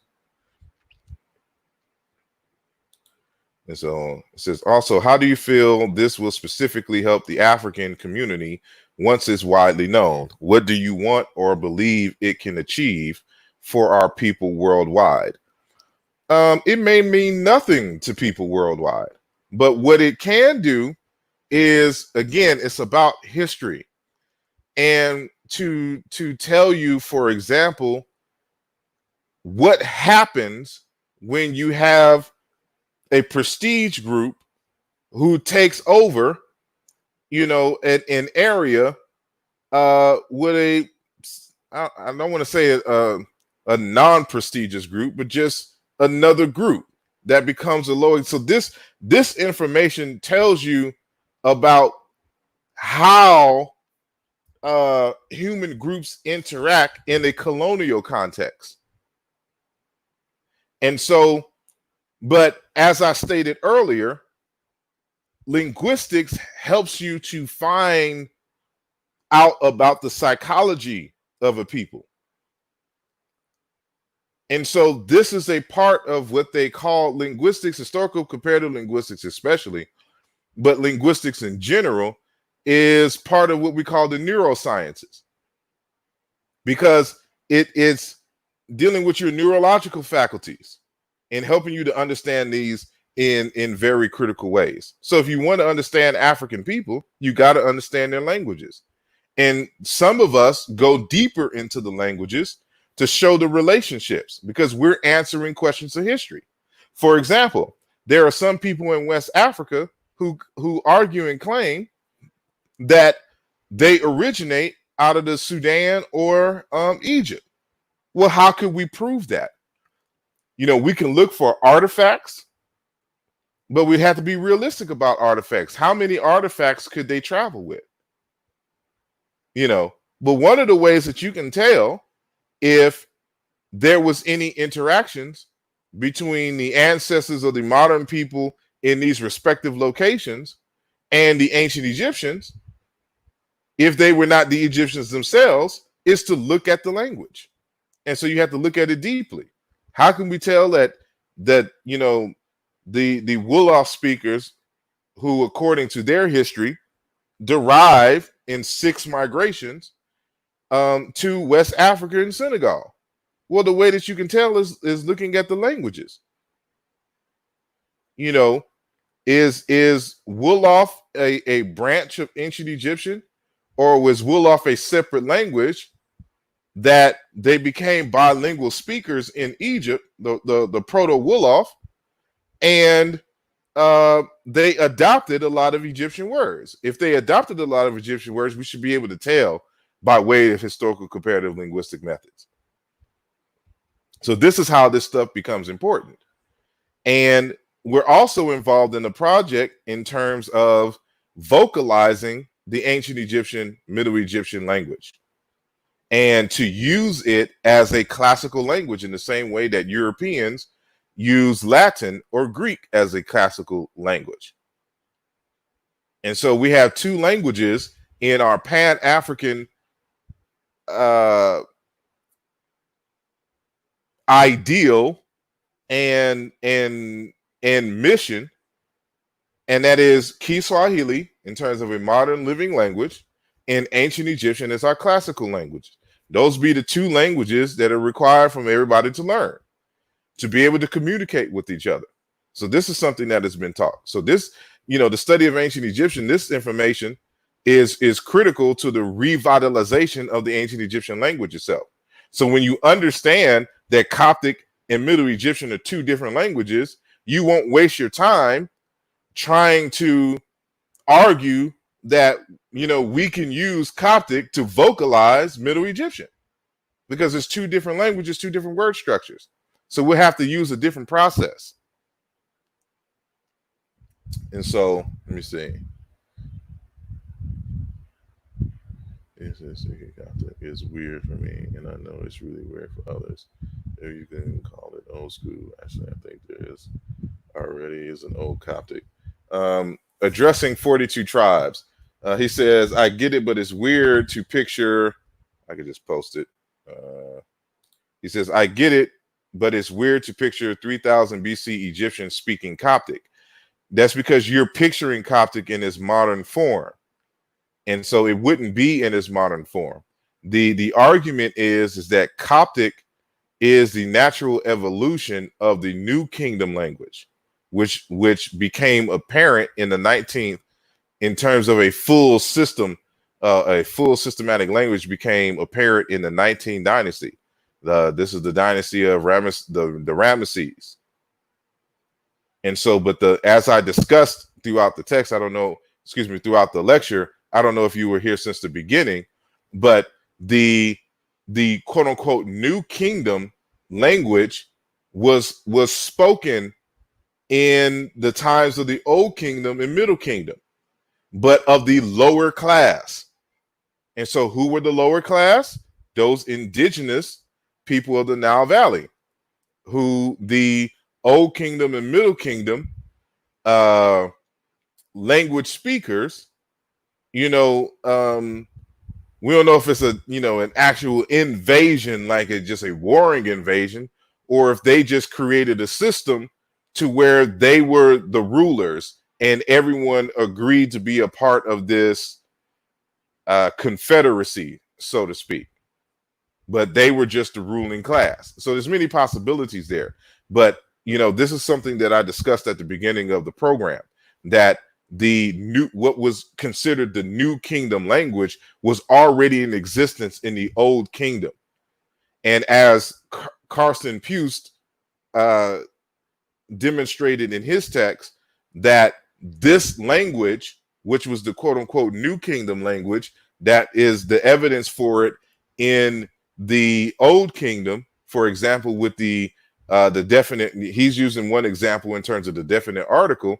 It was only recorded in reference to when people were recording live the speech of the lower class individuals. So it's telling you there that the lower class individuals, not the upper class, were speaking New Kingdom. So whether you call it New Kingdom or Coptic, Coptic is the last stage of New Kingdom, but Coptic is not the last stage of Middle Egyptian. And so I hope that makes sense. Let's see.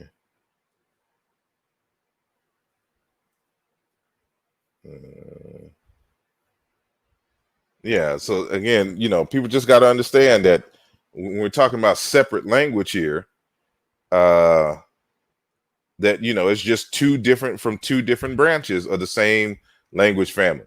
So how much does Old Kingdom, let me see what he's saying here. How much does Old Kingdom Egyptian and Middle Kingdom Egyptian differ? Is there enough evidence to demonstrate whether Old Kingdom Egyptians and Middle Kingdom Egyptians spoke the same language? Yes, there is. And again, you will have to get this text here. Or you can get this text here. But that's a bitty. But the introduction to here is also in here.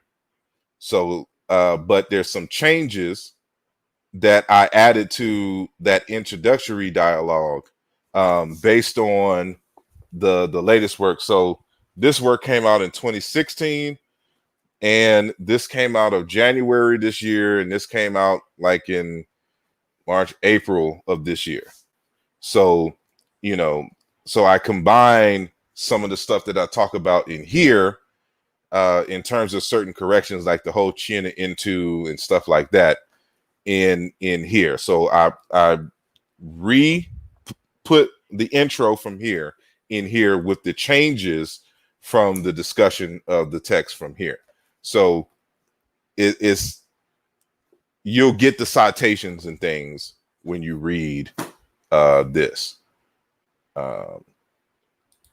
So he says, I wonder if you had a similar invasion scenario with Narmer and a transition from pre-dynastic to Old Kingdom. That would be the same group.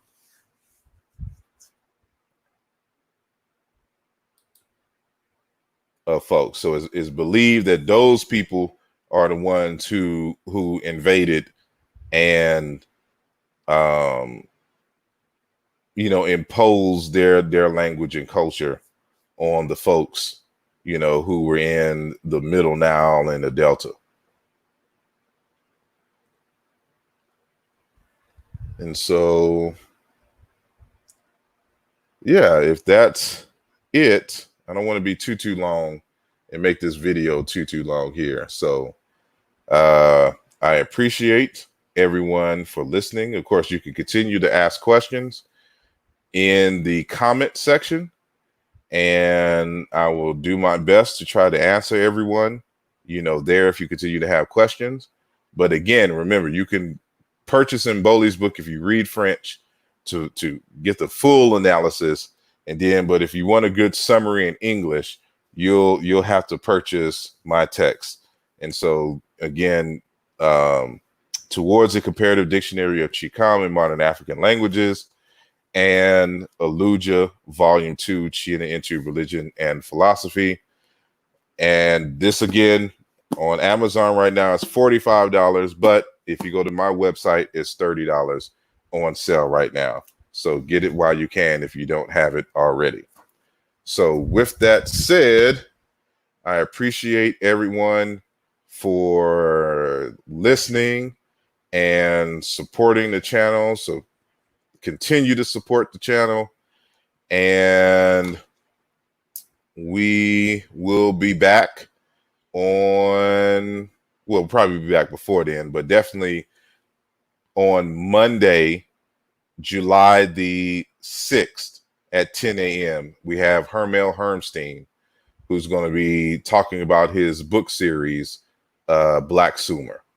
So, set your reminder. The show is already, up. So, you can go to my channel, set your reminder so to make sure that you get the notice.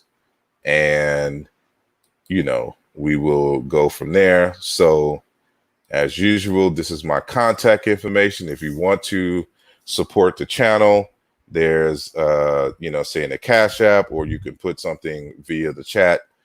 And, we'll be bringing some more big names for the channel. So I appreciate you all. And until next time.